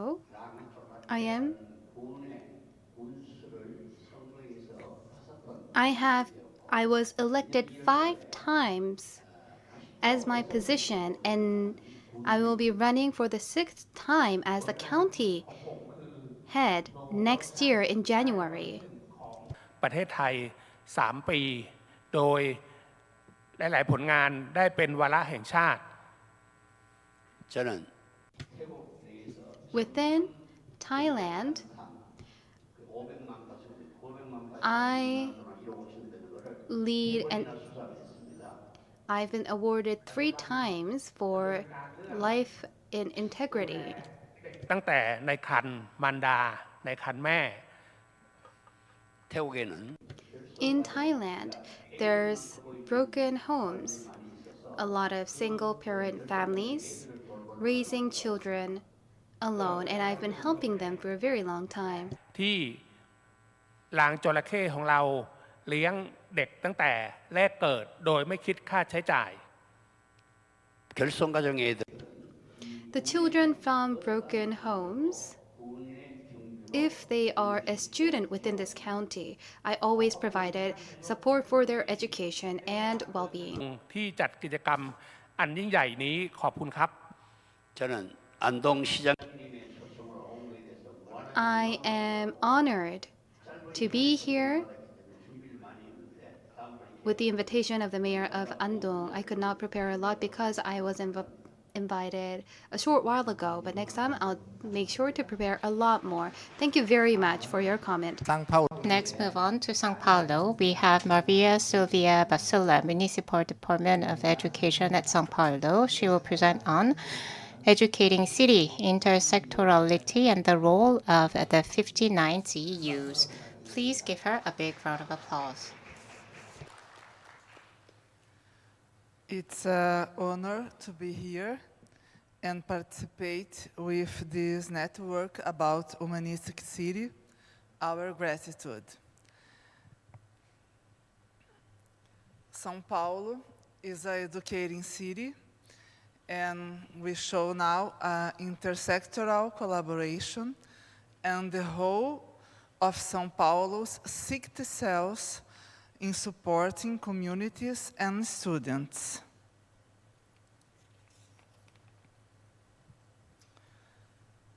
Our context of São Paulo municipality. It is part of 5th largest metropolitan region in the world by population. The city has population of 11.5 million inhabitants. The city of São Paulo covers an area of 1,521 square kilometers. The AGI index, we have 0.802. The municipal education network, we have 4,226 units, 1 million students, infants, children, adolescents, and adults. We have 170 different nationalities in our schools. So our education is an inclusion education, is an emphatic education, is an inclusion education.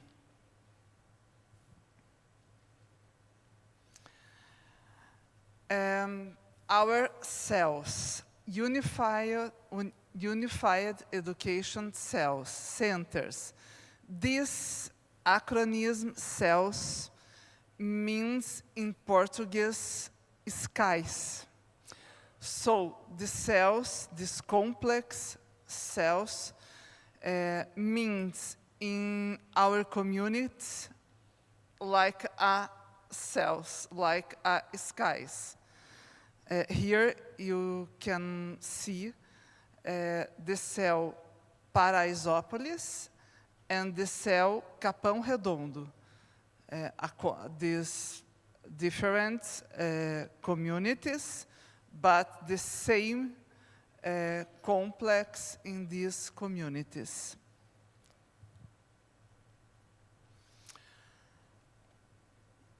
Cells started a different history. The history of this kind of complex started in 1935 in Bahia with the park schools designed by Anísio Teixeira. Then we have in 1950 in the city of São Paulo playgrounds inspired by Mário de Andrade.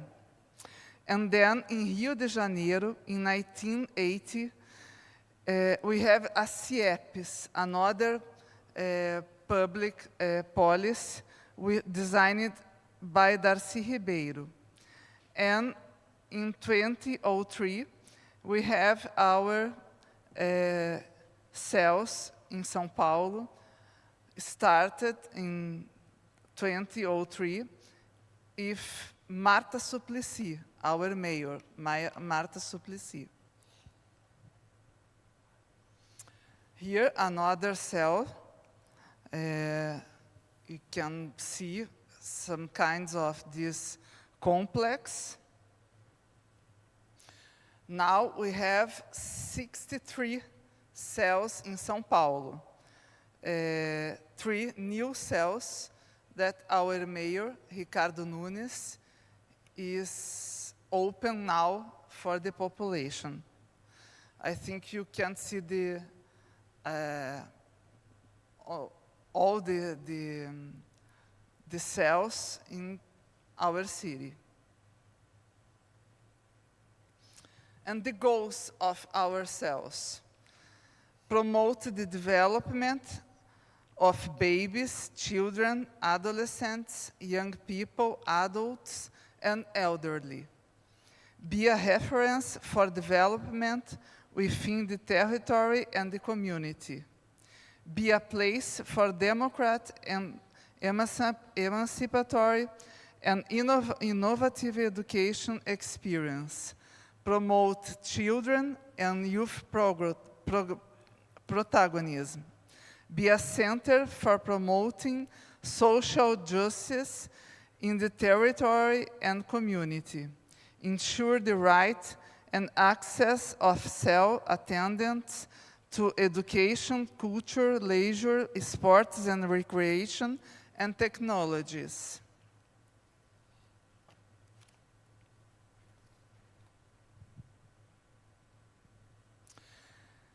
This complex includes facilities and services available like a management, educational units, training centers like a Unicel.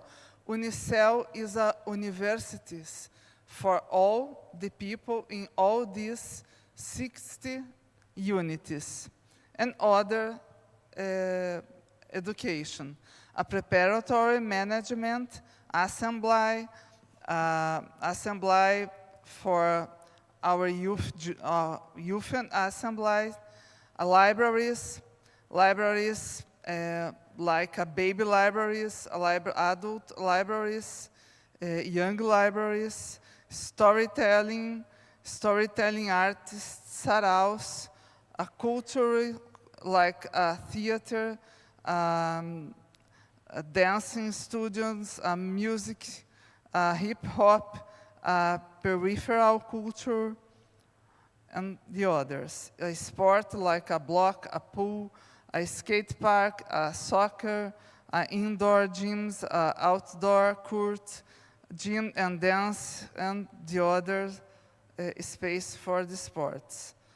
And service to the municipalities, town centers, Fab Labs, webs, and holiday activities for the children, teenagers, include food, free cultural and sports events. Here you can see a space of our culture activities, dance, music, and another situations. Like sports, you can see our spaces of sports, block, pool, skate park, football field, indoor gym and outdoor court, gym and dance rooms, physical activities, sports and leisure for all ages,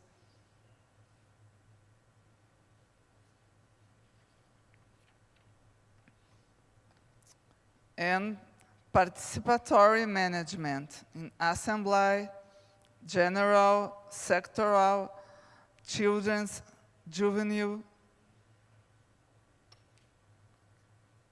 the service of municipalities, and discover the cells in São Paulo. We are pleased to welcome you to São Paulo. Thank you very much. 네, 고맙습니다. Thank you for your presentation. So Dr. Maria mentioned that the role of the CU, and CU provides various events including culture, sports, and recreation. By that, they are giving inclusive education for a sustainable city. Thank you for your presentation, and please give her a big round of applause. Moving on, we have discussion from Nepal. Hariharu Purugari. We have Sushika Puzel. Please make a brief comment on the presentation.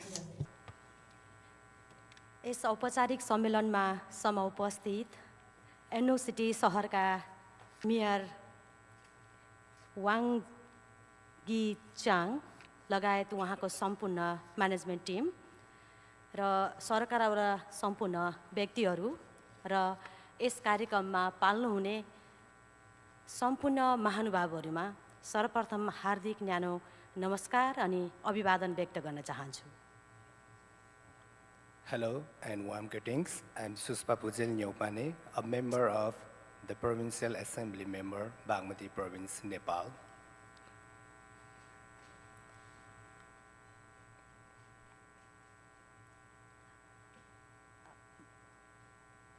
म अहिले हरिहरपुरगढी गाउँपालिकाको तर्फबाट प्रतिनिधिको रूपमा यहाँ उपस्थित भएको छु र यो कार्यक्रममा म सहभागी हुन पाउँदा म आफैलाई असाध्यै धेरै भाग्यमानी र खुसीको अनुभूति गरिरहेको छु.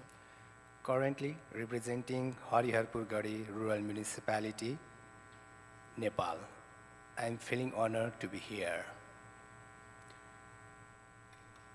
मारिया, तपाईले गर्नुभएको प्रस्तुति एकदमै धेरै राम्रो छ र यहाँबाट हामी सबैले धेरै कुरा सिक्छौं र त्यो सँगै मैले पनि धेरै कुरा सिकेर जाने अवसर पाएकोमा यहाँप्रति पनि धन्यवाद व्यक्त गर्न चाहन्छु.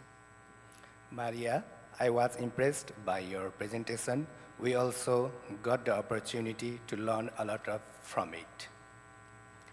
यहाँले गर्नुभएको प्रस्तुतिलाई नै सापट लिएर मैले भन्दाखेरि एकीकृत शिक्षा केन्द्र मार्फत शिक्षा, संस्कृति, खेलकुद, फुर्सद र सामुदायिक सेवालाई एकीकृत गर्नाले बच्चाहरूमा आफ्नो समुदाय र राष्ट्रप्रति सम्मान, शारीरिक र मानसिक विकास भई सानै उमेरदेखि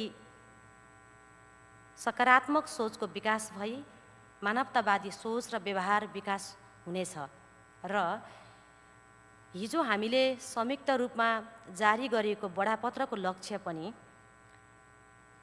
लक्ष्यलाई पनि यसले हासिल गर्नका निम्ति सहयोग गर्नेछ integrating education, culture, sports, leisure, and community services through the Unified Education Center will instill in children respect for their community and nation, physical and mental development, and positive thinking from an early age, developing humane thinking and behavior, and will also help achieve the goals of the charter we jointly issued yesterday. अब यति राम्रो प्रस्तुति हुँदाहुँदै पनि मेरो यहाँसँग केही जिज्ञासाहरू रहेको कुरा पनि म अवगत गराउँछु। Now, my queries. नम्बर 1 मा तपाईको देशमा के सरकारले मात्र विद्यालयहरू सञ्चालन गर्छ वा निजी क्षेत्रले पनि संलग्न भएको छ? In your country, does the government operate schools only, or is the private sector also involved?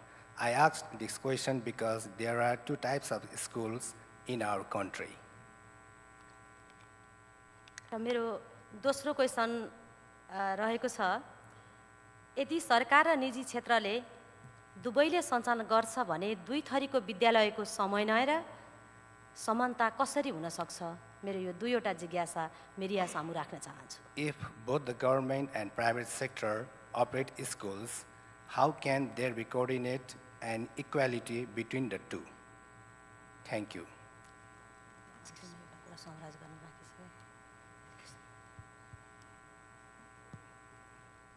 네, 간단하게 답변 부탁드립니다. Please briefly answer the question. I can. So, these cells, they are the project of the cells are for the pure communities. We have in São Paulo 200 pure communities. And these cells are in these peripheral communities.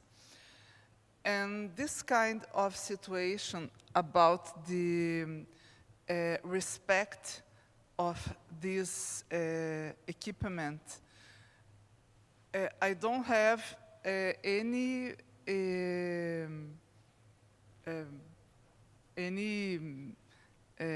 situation that these people that use of this kind of complex, they don't have respect of this complex of another situation, because this they feeling that this complex is a part of the community. They feeling a respect to a community of this public policy. I think it's a very special for these people. This this feeling respect of this situation, this public policy. Okay? 네, 고맙습니다. 다음. Thank you very much. Moving on, from Korea, we will hear from the mayor of Yongin Special City, Lee Sang-il. Yongin Renaissance, opening the path to a future-oriented humanistic city. Please give our mayor a big round of applause. Mayor of Yongin Special City. The city having 1.1 million population is the 8th largest city in Korea on the basis of population. It's a great honor to be here. I appreciate Mayor Honorable Ki Chang-gon for inviting me to this wonderful conference. From now on, I'll introduce Yongin and its various policies focusing on the value of humanity in Korean briefly.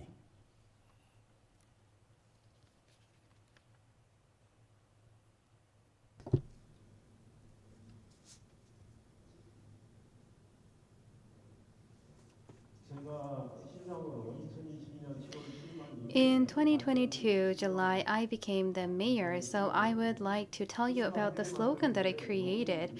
It is Yongin Renaissance, a vision created with our citizens.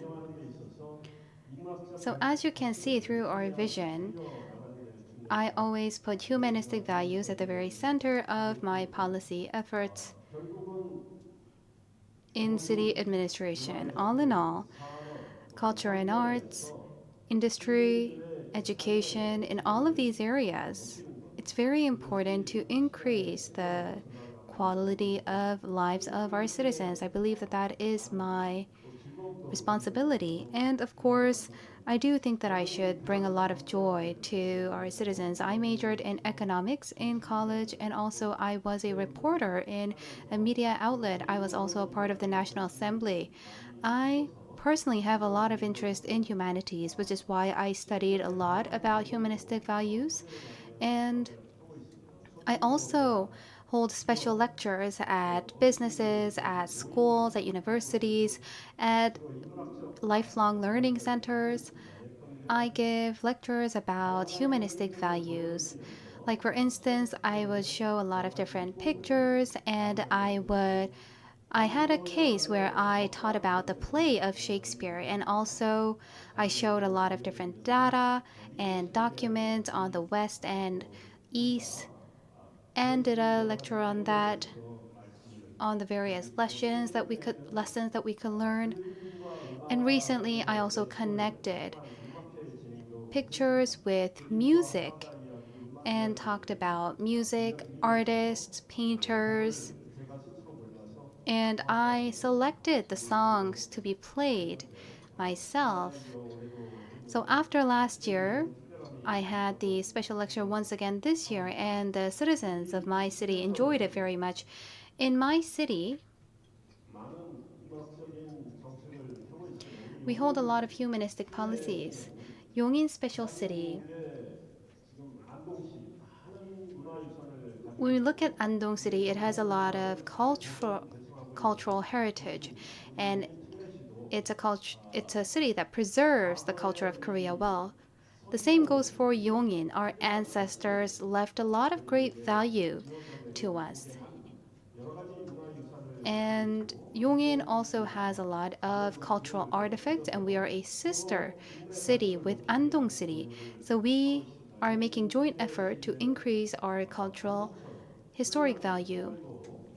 We also have Sawons, Confucian academies in Yongin, just like Andong, and we also have a lot of great scholars that existed in Yongin back in Korean history. So we do our best to maintain their heritage. And in Yongin is located near Seoul metropolitan city. If traffic isn't bad, you can arrive in Yongin about in 40 minutes by car from Seoul. And we also have great public transportation and highways.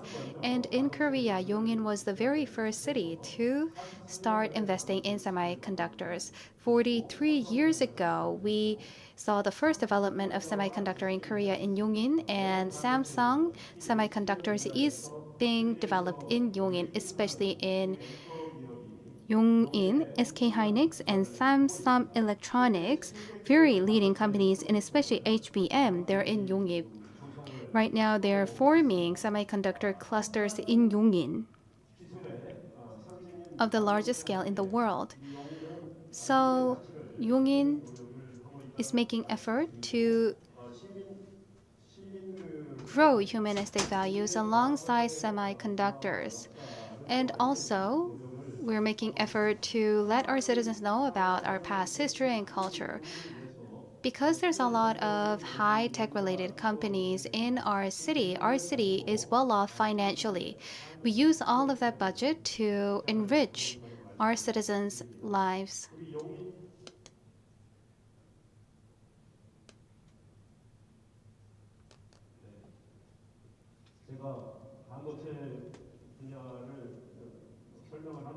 So I explained about the semiconductor industry, and this is actually a map showing our semiconductor industry.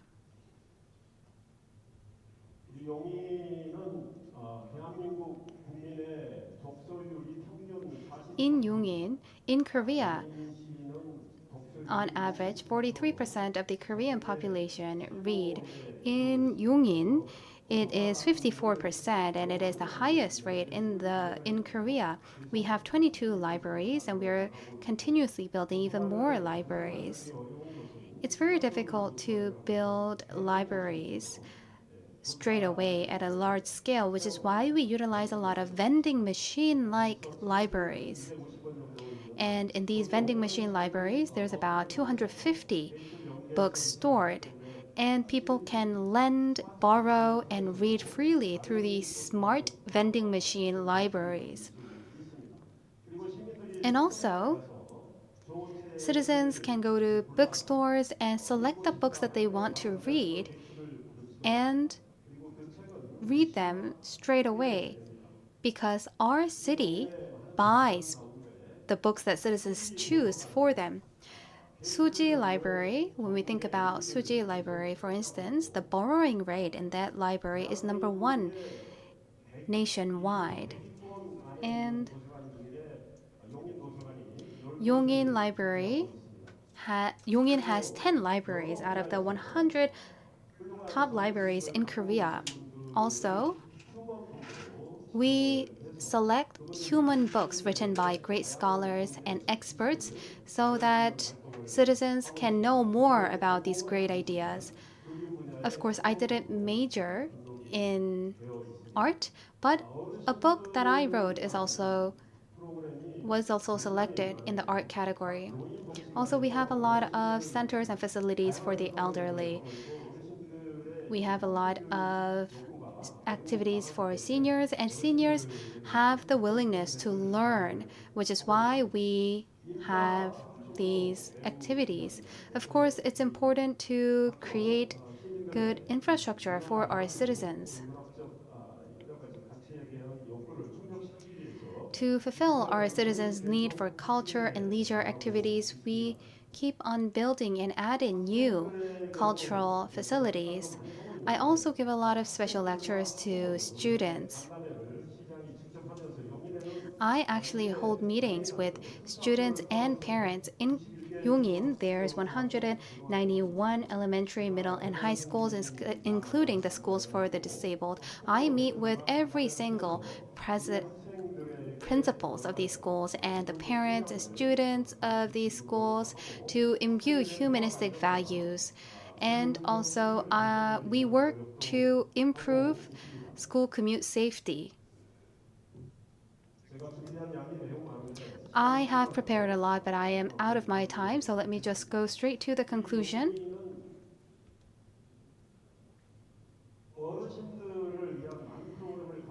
So Yongin has a lot of different activities and programs for the elderly, which is why in WHO,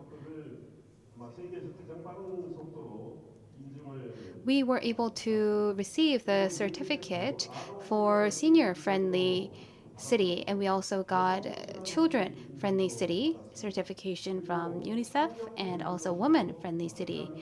And also, for environmental-friendly city, we were designated in Korea along with 2 other cities for the first time. And also for carbon neutrality, we are making a lot of effort. Thank you very much for listening to my presentation. Thank you very much, Mayor Lee.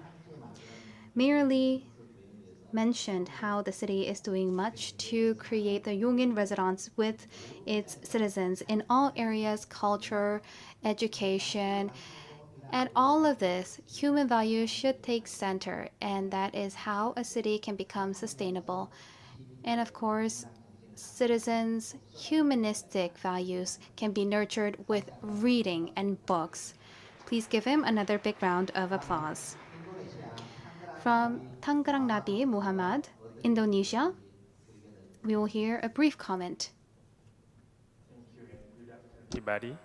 First of all, I want to thank so much to Mayor Andong, Kwan Gi Cheng, for having us from Changrang Regency here.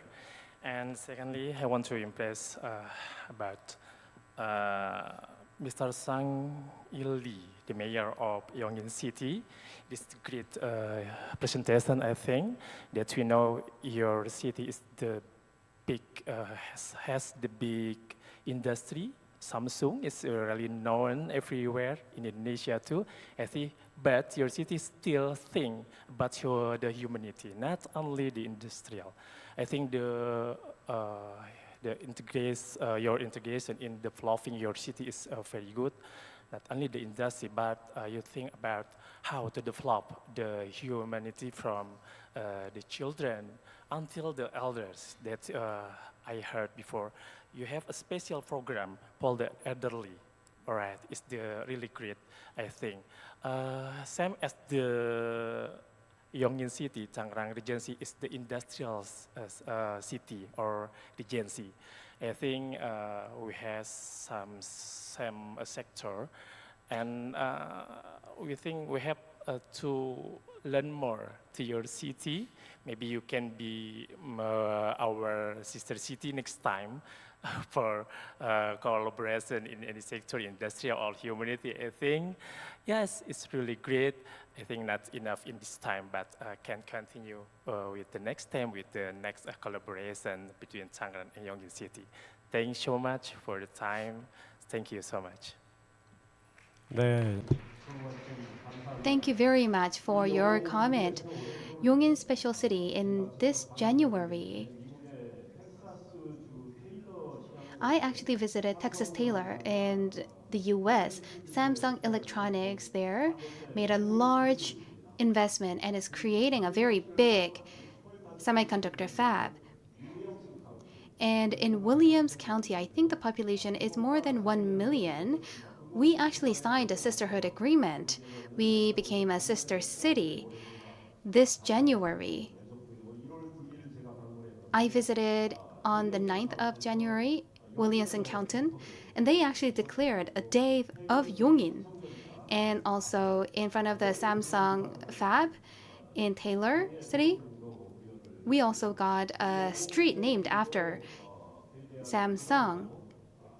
And in response, I mentioned how 43 years ago in Gihim campus, Samsung created its first semiconductor in Yongin. And we also named a street in Yongin after that county. Also, in the US, there is another very big city regarding Fourth Industrial Revolution and R&D.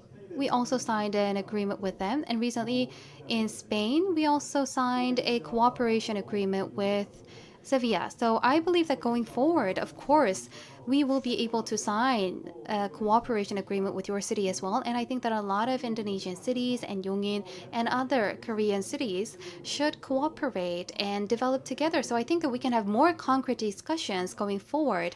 Thank you very much.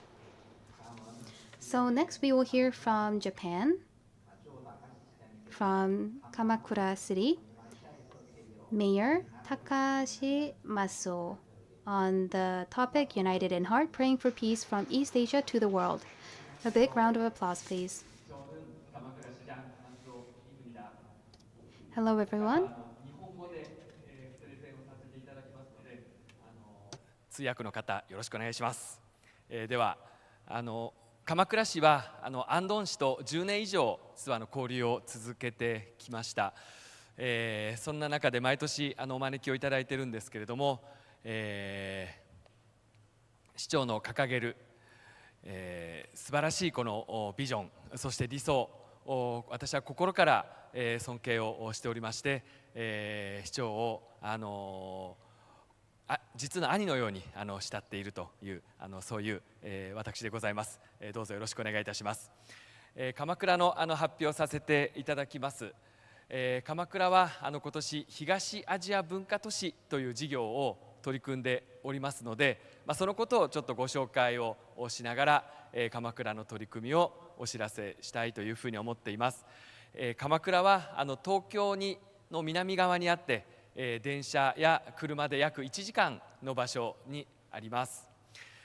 そして鎌倉の街は、歴史、それから自然、文化ということを大切にしながら、平和都市宣言や、共生社会の実現を目指す条例、こういうものを作って街を進めているところです。そしてこの東アジア文化都市なんですけれども、これは韓国と中国と日本3カ国の大臣会合で合意をした国家プロジェクトということになります。これはヨーロッパの文化事業を真似をして、この3カ国でスタートしたというふうにも聞いているところです。この韓国、中国、日本はその時々の政治家の言動やによって緊張関係をもたらすことがしばしばあります。しかしながらこの東アジア文化都市ではそういう政治に左右されずにしっかりと文化の力でお互い仲良くしていくという、こういう目的でもって進められているものです。今年は日本は鎌倉市なんですけど、韓国はアンソン市、そして中国は広州市、マカオ市が、一緒にやっている都市ということになります。で鎌倉が、どうしてこの事業に手を挙げているかというと、850年前にこの鎌倉は、日本の、中心であった時があるわけなんですけれども、その時にはこの韓国や中国からさまざまな文化がこの鎌倉に入ってきたという歴史があるからです。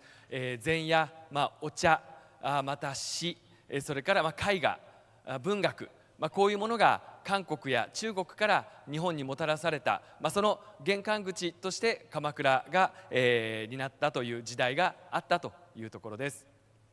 そして鎌倉はその850年前と今もあまりその地形が変わってないというのも一つの特徴です。しかしながらこの鎌倉の中心にあるこれは鶴岡八幡宮という神社なんですけれども、この裏山が実は開発をされるということが60年ぐらい前にありました。その時に市民の人たちが立ち上がってこの緑を守るということを体を張って戦った歴史があります。そのおかげで実は今鎌倉の約3分の1の緑は全て法律で守られるということになっています。そしてこの東アジア文化都市の事業ですけれども、この主役は子どもたちに置きました。この今回のロゴマークですけれども、5歳の子どもたちみんなが一生懸命書いてくれた文字を組み合わせて作ったものになります。そして日本の詩吟ですとか、これは侍ですねとか、これは能とか、こういうものが中国や韓国にお招きをいただいて発表させていただきました。そして韓国や中国からも多くの芸能団がこの鎌倉にお越しをいただいて、こうして文化芸術の力でお互いの都市がつながるということをやっています。そして何よりも主役は子どもたちと申し上げましたけれども、3カ国での子どもたちの交流も積極的に行っているところです。これは韓国に行った時の子どもたちの様子です。そしてこれは韓国の大学生が日本に来た時の、鎌倉に来た時の様子です。そして実は東アジア文化都市、昨年は石川県、日本の中の石川県というところが担う順番だったんですけど、1月1日の能登半島地震、600人以上の命が失われましたが、そのことによって実は事業が中止するということになりました。なのでこの石川県の心のバトンを私たちは受け取って、この石川県とも一緒に連携をしながら今年の事業ということを進めているということをやっています。子どもたちもこの被災地に訪れてしっかりと被災地の人たちの気持ちを受け止めてきたというところです。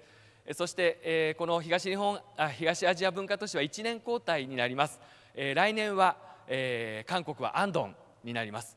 そして日本は松本市ということで、今日は松本市の副市長さんをはじめ多くの職員の方もお越しですけれども、そういうバトンを渡すという、こういう事業になっているところです。最後のスライドになりますけれども、子どもたち3カ国の交流をさせていただきました。言葉が通じない3カ国のそれぞれの子どもたちが一堂に会すわけなんですけれども、別れる時には涙を流しながらその別れを惜しんでいました。この3日間か4日間のプログラムですけれども、文化芸術ということを通じて子どもたちは言語の壁を乗り越えてお互いの心が通じた。まさにこの文化芸術の持つ力というのはこういうところにあるというふうに考えています。今世界は混沌としている状況ですけれども、まさにこの人間が作った奇跡ともいえる文化や芸術、こうした力を私たちがしっかりと紛争や戦争を乗り越えて、そしてさまざまな災害があったとしてもこうした力を活用しながら世界平和に向けてしっかりと取り組みを進めてまいりたいというふうに考えておりますので、どうぞよろしくお願いいたします。以上です。ありがとうございました。네, 감사합니다.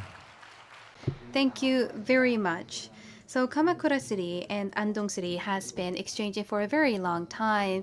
We have great partnerships. So the mayor of Kamakura City always when visiting Andong has given us a lot of great comment. It's a city that values history, nature, and culture and goes for peace and coexistence. Also internationally, Korea and China and Japan at times had political differences and tension, of course. However, local entities, municipalities, through culture, should strengthen solidarity, and we should always create sustainable cities as we're doing so now. Please give another big round of applause for the mayor of Kamakura City. And next, from Italy, Bonafro. A brief comment, please. All this Hello. Good afternoon to all distinguished guests, and my warm greetings to Mayor of Andong and to Mayor of Kamakura. I just wish to express my sincere appreciation for the beautiful initiative United in Heart, praying from peace to East Asia to the world. It conveys a profound and universal message, a reminder that peace begins with empathy and shared humanity.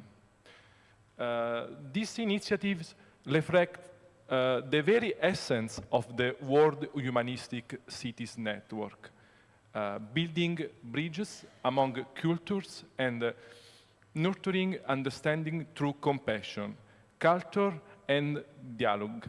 It's truly inspiring. Thank you very much. Thank you. 네, 감사드립니다. Thank you very much for your comment. 다음으로 Moving on, we have Jérôme Oslander from Clermont-Ferrand, France. We are going to hear about Clermont-Ferrand, a city committed to helping vulnerable population. Please give him a big round of applause. Thank you very much, Mr. Mayor. I will continue in my own language, in French.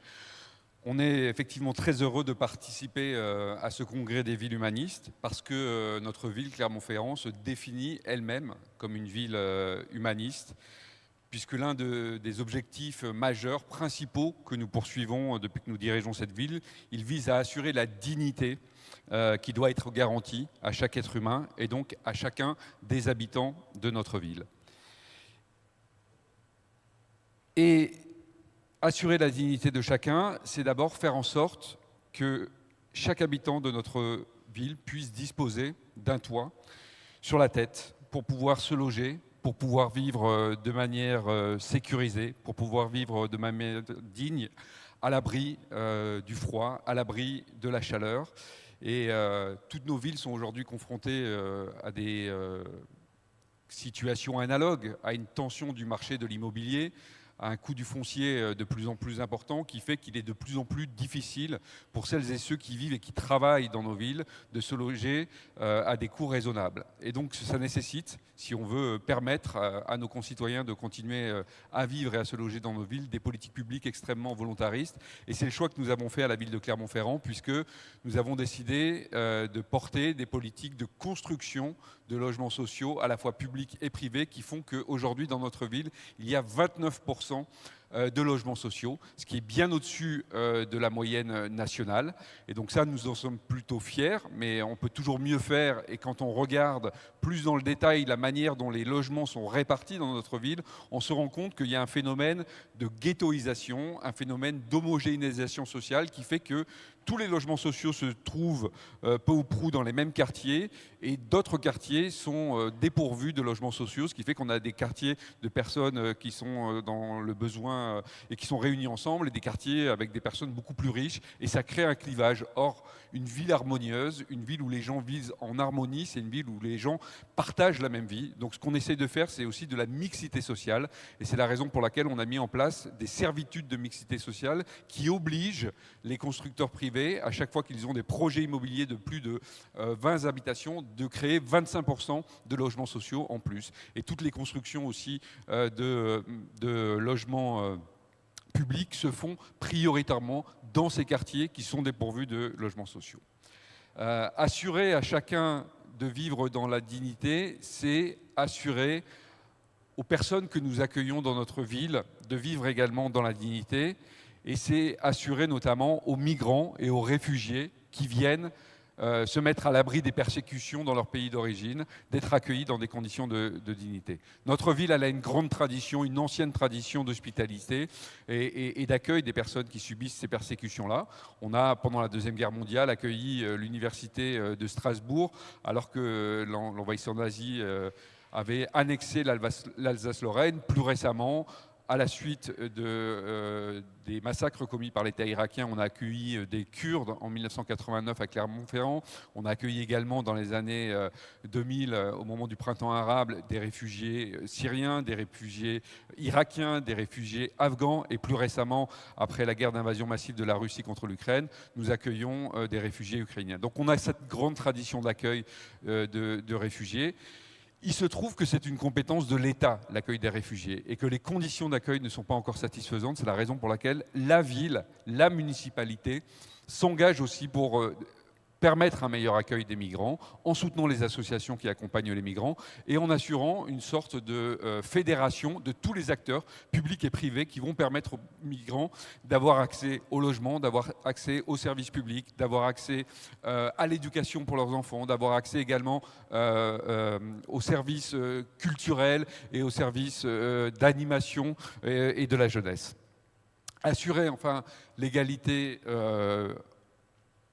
la dignité entre tous les êtres humains, ça veut dire assurer l'égalité entre les êtres humains. Et là aussi, on a essayé de mettre en place des politiques publiques qui soient ambitieuses de ce point de vue-là, pour lutter contre toutes les discriminations, pour assurer l'égalité de tous les êtres humains, l'égalité des femmes et des hommes, l'égalité des homosexuels et des hétérosexuels, l'égalité des personnes valides et des personnes en situation de handicap, l'égalité des citoyens français et des citoyens étrangers. Donc on a une mission dont l'objet de la mission est de lutter contre les discriminations et elle travaille aussi beaucoup contre les discriminations faites aux femmes et contre les violences faites aux femmes. On vient d'ouvrir il y a 2 ans à Clermont-Ferrand un centre qui s'appelle Gisèle Halimi. Gisèle Halimi, c'est une grande militante féministe, avocate du droit des femmes, qui s'est battue pour le droit à l'avortement dans les années 70, qui s'est battue aussi pour la décolonisation, notamment de l'Algérie. Donc ce centre porte son nom et ce centre, il sert de centre d'accueil et de refuge pour les femmes qui font l'objet de violences sexuelles et sexistes. Il sert de centre d'accompagnement pour un accès effectif aux droits qui sont ceux des femmes et qui sont trop souvent bafoués. Et en fait, là non plus, ça n'était pas une compétence de la ville, c'était une compétence du département, mais on l'a assumé. Et chaque année, c'est plus de 10 000 femmes qui sont accueillies dans ce centre pour lutter contre la discrimination et pour avancer davantage vers l'égalité femmes-hommes. Enfin, je terminerai avec un dernier exemple qui est toujours lié à la question de la dignité des femmes et des hommes et qui est lié à l'égalité sociale. Nous essayons de faire en sorte que chacun puisse vivre dans la dignité et dans l'égalité sociale. Ça signifie un centre qu'on appelle le Centre communal d'action sociale, dont les politiques visent à aider les plus précaires et les plus vulnérables dans notre ville. Alors il y a beaucoup de publics qui sont ciblés.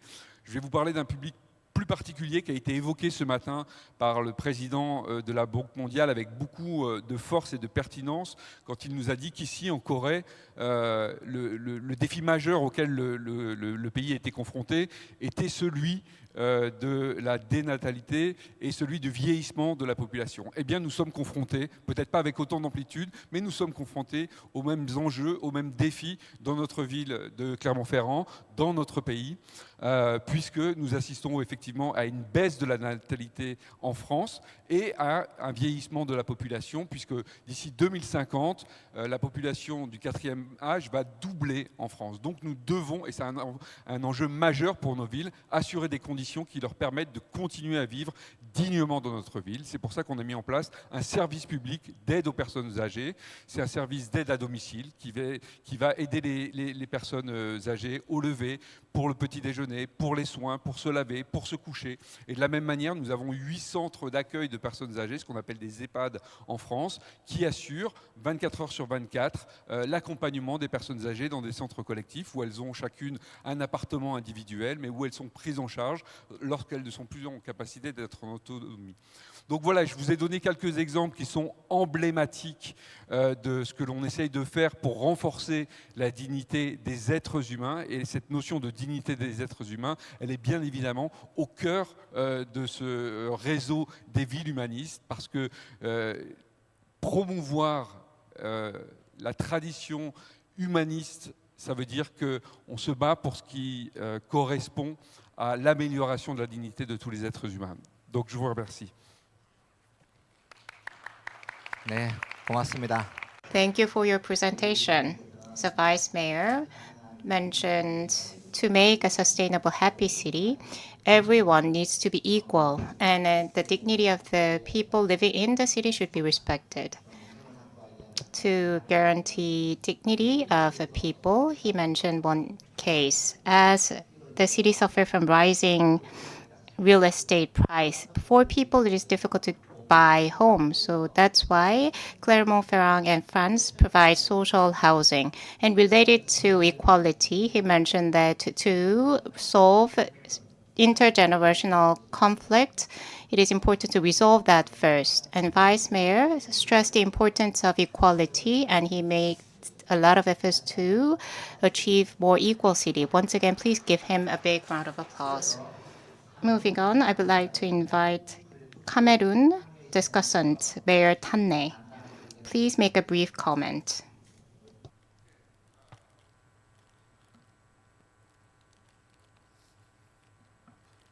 Thank you very much. I want to thank the Mayor of Andong City for honoring us with this invitation for this very important forum. And also the Vice Mayor for his presentation. It was so eloquent and straight to the point. He talked about accommodating refugees from other cities, from neighboring countries. He equally talked about food security. He talked about social assistance.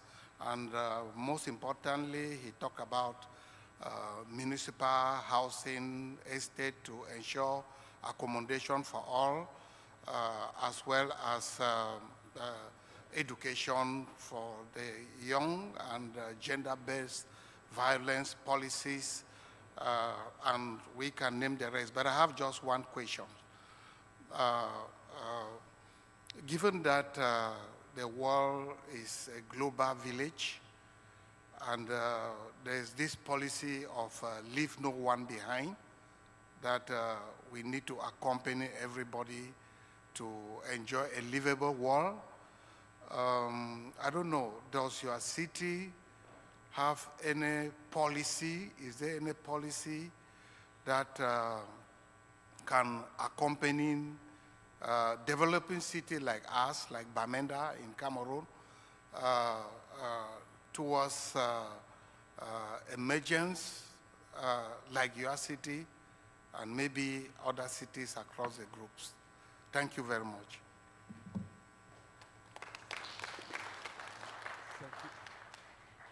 네, 간단하게 답변 부탁드리겠습니다. Please make a brief answer. Thank you very much for your question. I will try to answer in English. Actually, we try to have a policy of international solidarity by our sister city policies. We have a different city all over the world. We have city, for instance, in Gabon, and we try to build some bridge and to make some exchanges with those cities. And we try to make some exchange in the field of the culture, in the field of the education, in the field of the economy. In every field, we have identified that we can work together, and we try to develop those kind of exchanges. 네, 고맙습니다. Thank you. So let's move on. So I would like to invite Takayoshi Kato from Japan Local Government Center, and he will cover the current state of aging in Japan and support for the elderly during disaster. Please give him a big round of applause. Thank you very much, Mayor Kwang Kin-jang, for the introduction and for giving me this wonderful opportunity. It's a pleasure to speak with all of you here at World Humanistic Cities Network event today. The topic I will talk about is something increasingly relevant or related across many countries, how we deal with aging population, particularly in times of disaster. As you may know, Japan is facing a serious aging society. The aging rate has already surpassed 29% in 2023 and is expected to reach almost 35% by 2040. There are many reasons for this. People are living longer, marrying later, and many more families are having fewer or no children at all. This shift has broad implications for healthcare, pensions, workforce composition, and, as I will emphasize today, disaster response and resilience.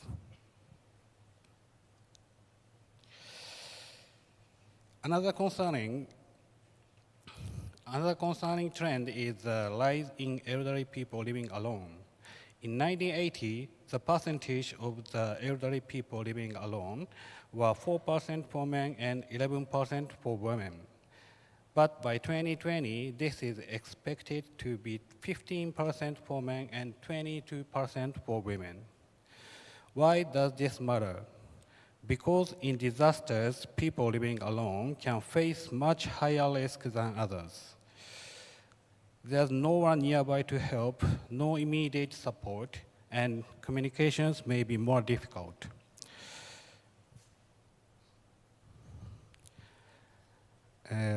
Let's take a look at how prepared people are. Compared to the previous survey in 2018, the 2023 survey showed a significant increase in the percentage of elderly people who had made preparations. This is indicating that disaster awareness has improved.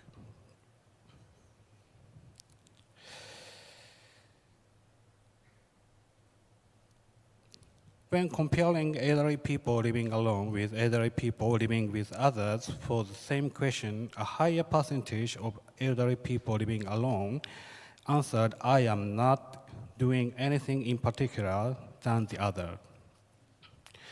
Although awareness of disaster is greatly high in Japan, many elderly people are still not fully prepared. Japan is a country where natural disasters are part of life. From the 1995, the Great Hanshin Awaji earthquake to the 2011 Great East Japan earthquake, and more recent typhoons and flood disasters strike regularly. In fact, the Japanese government recorded over 130 major disasters between 1995 and 2024, averaging more than 4 per year. This frequency requires us to be constantly ready. In Japan, we emphasize the balance between 3 types of help. The first one is jijo, means self-help. You protect yourself and your family. The second one is mutual help. Neighbors and community members assist one another. The last one is public help. Government institutions, including fire department and the self-defense forces, provide organized support. When a disaster occurs, there will be a huge number of people seeking rescue and evacuation assistance, so it is important to deliver the limited resources to public institutions to those who truly need help. For this reason, when a disaster occurs, the first priority is to evacuate quickly to protect your own life through self-help. And if that is difficult, people can evacuate by helping each other through mutual help. If it is difficult to evacuate even through self-help or mutual help, people can seek public help and request rescue or evacuation assistance from public institutions. It is often difficult for the elderly to evacuate through self-help, so it is important to make good use of mutual help. Evacuation shelters are the last resort, but a necessary one. While they save lives, they are not easy place to live in, especially for the elderly.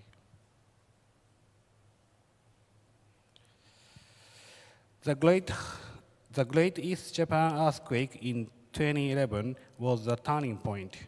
More than 60% of the people who died were over 65. People with disabilities also had a death rate twice as high as others. This severe reality prompted legal reforms.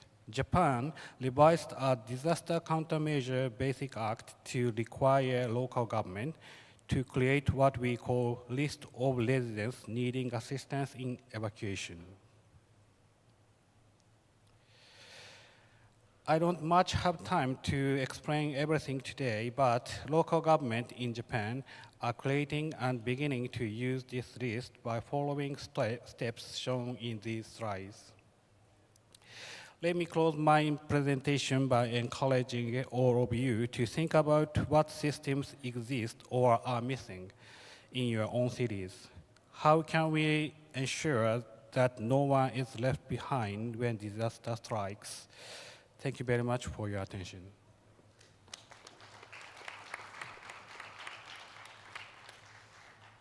네, 고맙습니다. 우리 다카요시. Thank you for your presentation. Mr. Takayoshi mentioned the case of Japan. In case of a disaster, for example, flood and earthquake, the frequency is rising recently.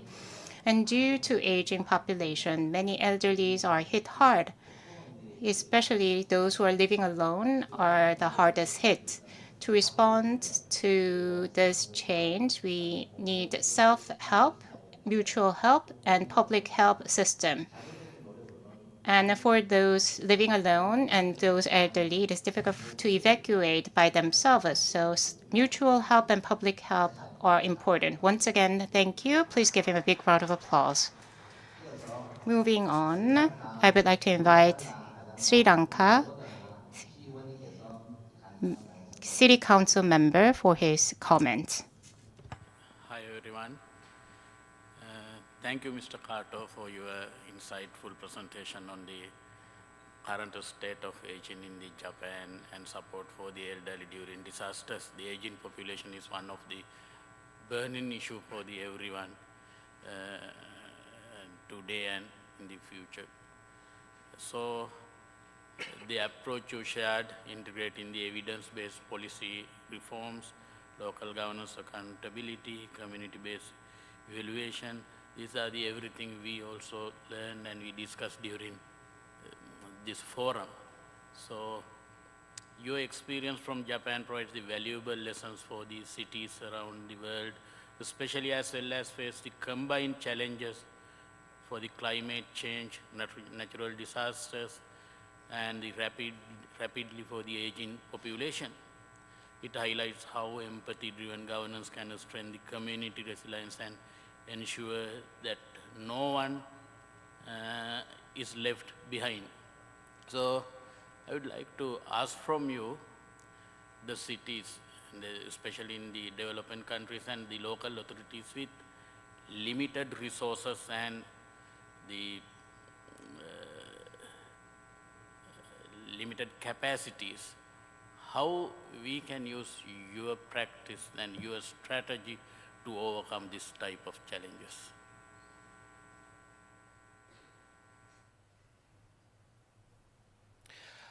ご質問ありがとうございます。日本語でご回答させていただきます。まず我々が進めている政策とかプランを実行に移す中で、どういうふうに応用しているかということを申し上げると、一つはプランをしっかり作る、計画をしっかり作るということが一番大前提になる点だと考えています。でそのプランをしっかり作った上で、それを実際に災害が起こった時に有効に機能させるためにはやっぱりその訓練、ドリル、練習というものが必要になるというふうに考えています。日本は政府レベルでもそうですし、自治体レベルでも同じようにしっかり計画を作ってそれを実行に移せるように毎年訓練をしているというような状況にあります。こういった訓練を通じて行政当局だけではなくて消防や警察、そういった実動機関の皆様、さらには市民の人たちと一緒に訓練を進めていく、そういった中で実践する力を高めていっているというふうに考えています。Thank you. 네, 고맙습니다. 이제 마지막. Thank you very much. We have the very last presentation left from Isfian Ali Kazemzadeh, Mayor, will give us a presentation on towards the human-centered city. Please give our mayor a big round of applause.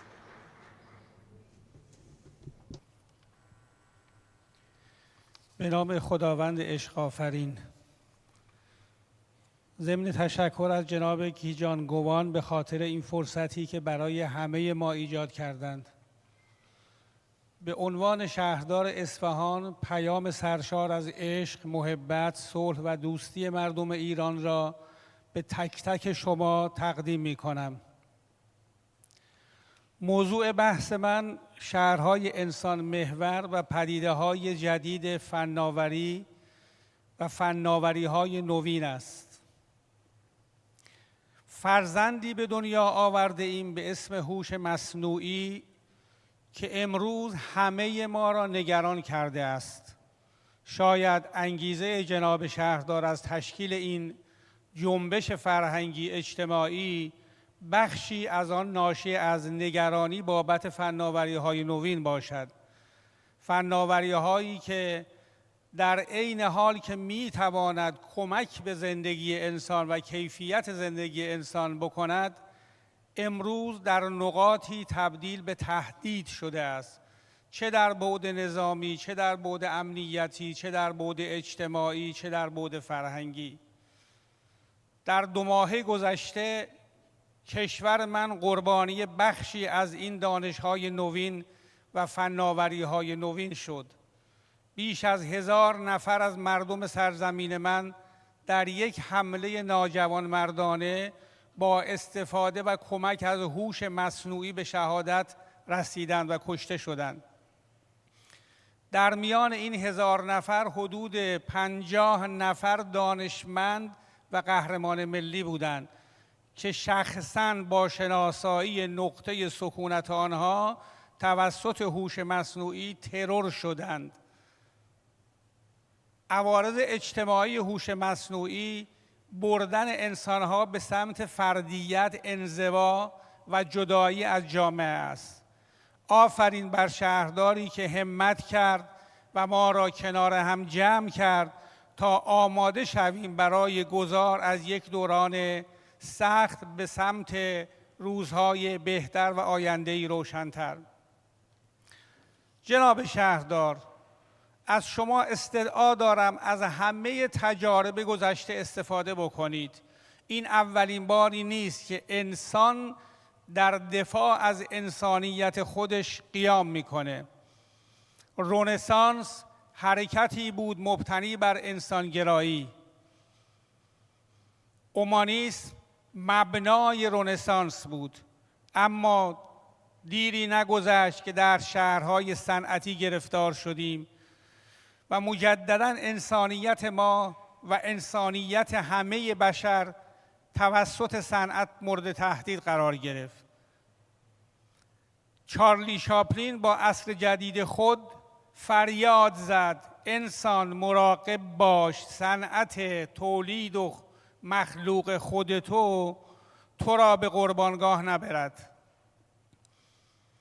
در دوره‌های مختلف ما شاهد شکل‌گیری شهرهای مختلف بوده ایم.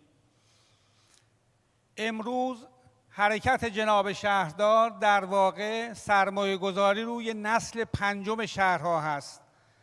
شهرهای نسل پنجم شهرهای انسان محور هستند.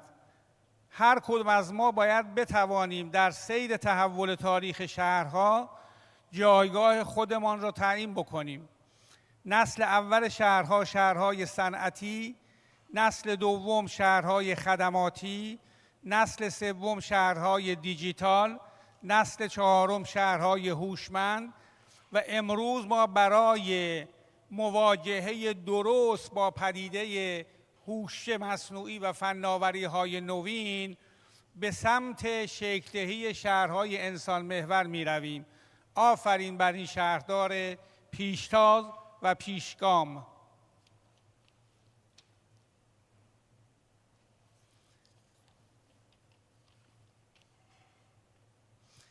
چون فرصت کوتاه است از مقدمات عبور کنم و به معرفی اصفهان خودم بپردازم. اصفهان سومین شهر بزرگ ایران در سال جاری پایتخت گردشگری شهرهای آسیایی، برای سال 2027 پایتخت شهرهای تاریخی جهان و در سال 2006 بعد از شهر مکه پایتخت فرهنگی جهان اسلام. این یعنی اصفهان یک شهر فرهنگی، تاریخی و هنری. باز سریعتر عبور بکنم. ما کاری که کردیم برای در واقع حرکت به سمت انسانگرایی، تعریف محیط‌ها و فضاهای جدید شهری بود، نه ایجاد فضاهای جدید، تبدیل فضاهای تاریخی خودمون به فضاهای بزرگ شهری و اجتماعی. یکی از کارهای مهمی که در اصفهان اتفاق افتاد، خیابانهای تاریخی از ماشین پاک و به پیاده راه تبدیل شد. تصویری که مشاهده می‌کنید از چهارباغ اصفهان به عنوان یکی از زیباترین خیابانهای جهان. در این خیابان در شبانه روز در 24 ساعت 20 ساعت ما شاهد حیات اجتماعی هستیم. انواع برنامه‌های فرهنگی، هنری، میزهای گفتگو در این محور تاریخی شکل گرفته است. پل‌های تاریخی ما محلی برای اجتماع مردم شده است. میدان نقش جهان اصفهان به عنوان دومین و بزرگترین میدان جهان، دومین بعد از میدان پکن، میدان نقش جهان بزرگترین میدان تاریخی جهانه. با حدود 90,000 متر مربع یکی از کانونهای تجمع خانواده‌های شهر ما برای تفریح، برای خرید، برای عبادت، میدانی که هم اقتصاد دارد، هم عبادتگاه دارد، هم کاخ سلطنتی دارد. اگر بخواهید اصفهان را در یک نقطه تماشا کنید، باید به میدان نقش جهان تشریف بیاورید. عذرخواهی میکنم. 네, 고맙습니다. 우리 이스피안. Thank you very much from Isfahan. From a long time ago, the city faced a lot of threats, and to solve such threats, the Renaissance movement is being utilized. What is Renaissance movement? It's based on humanistic values. We must create humanistic cities to create sustainable cities. That was the message that the mayor conveyed. Another big round of applause, please.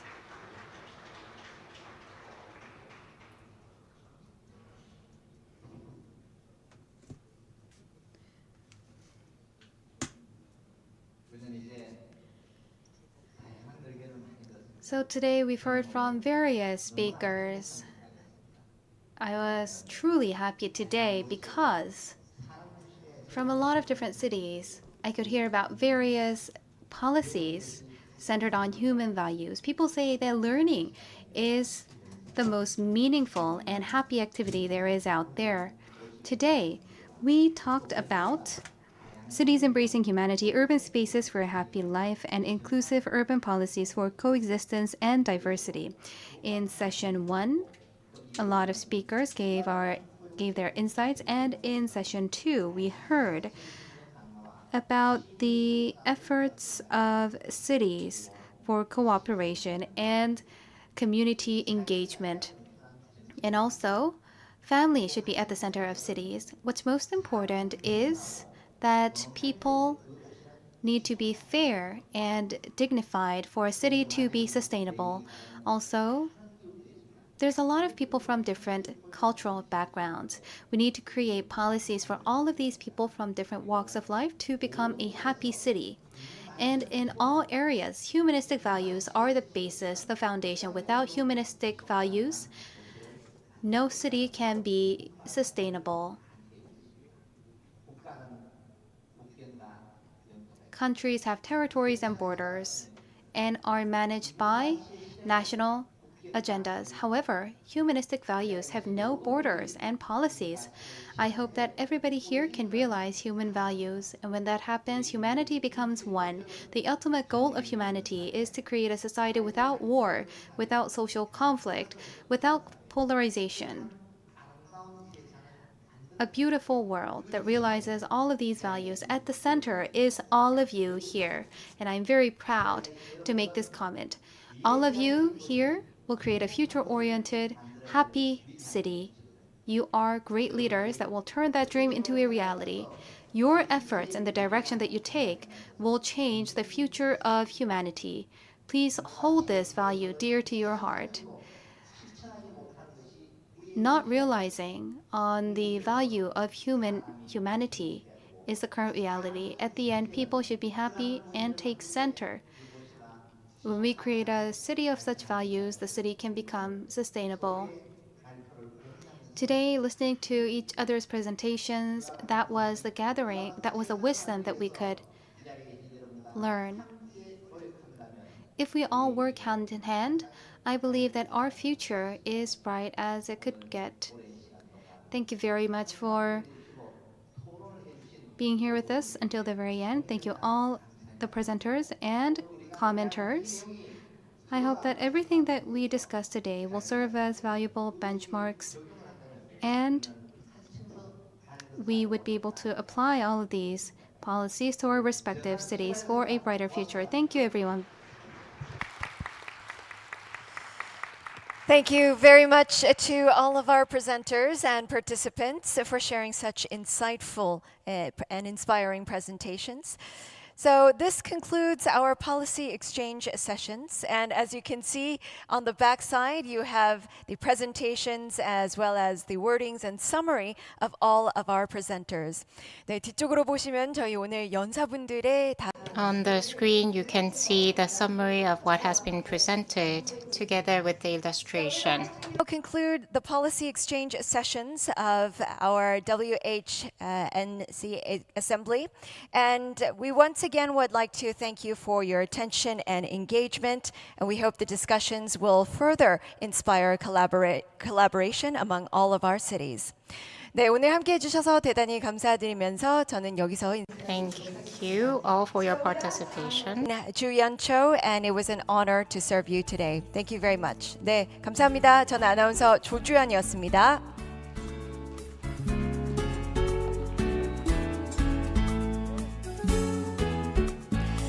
So, ladies and gentlemen, I'd like to also inform you that this hall will be reorganized for our dinner session. So we kindly like to ask you to all take your belongings with you as you leave. And of course, we do have some exhibitions outside. So please remember to visit some booths. We do have a little bit of time left. So with that, please do enjoy the booths outside. And once again, we ask you to take your belongings with you if you leave the room. And we ask you to be back by 7 p.m. because we will start the dinner at 7. Thank you very much.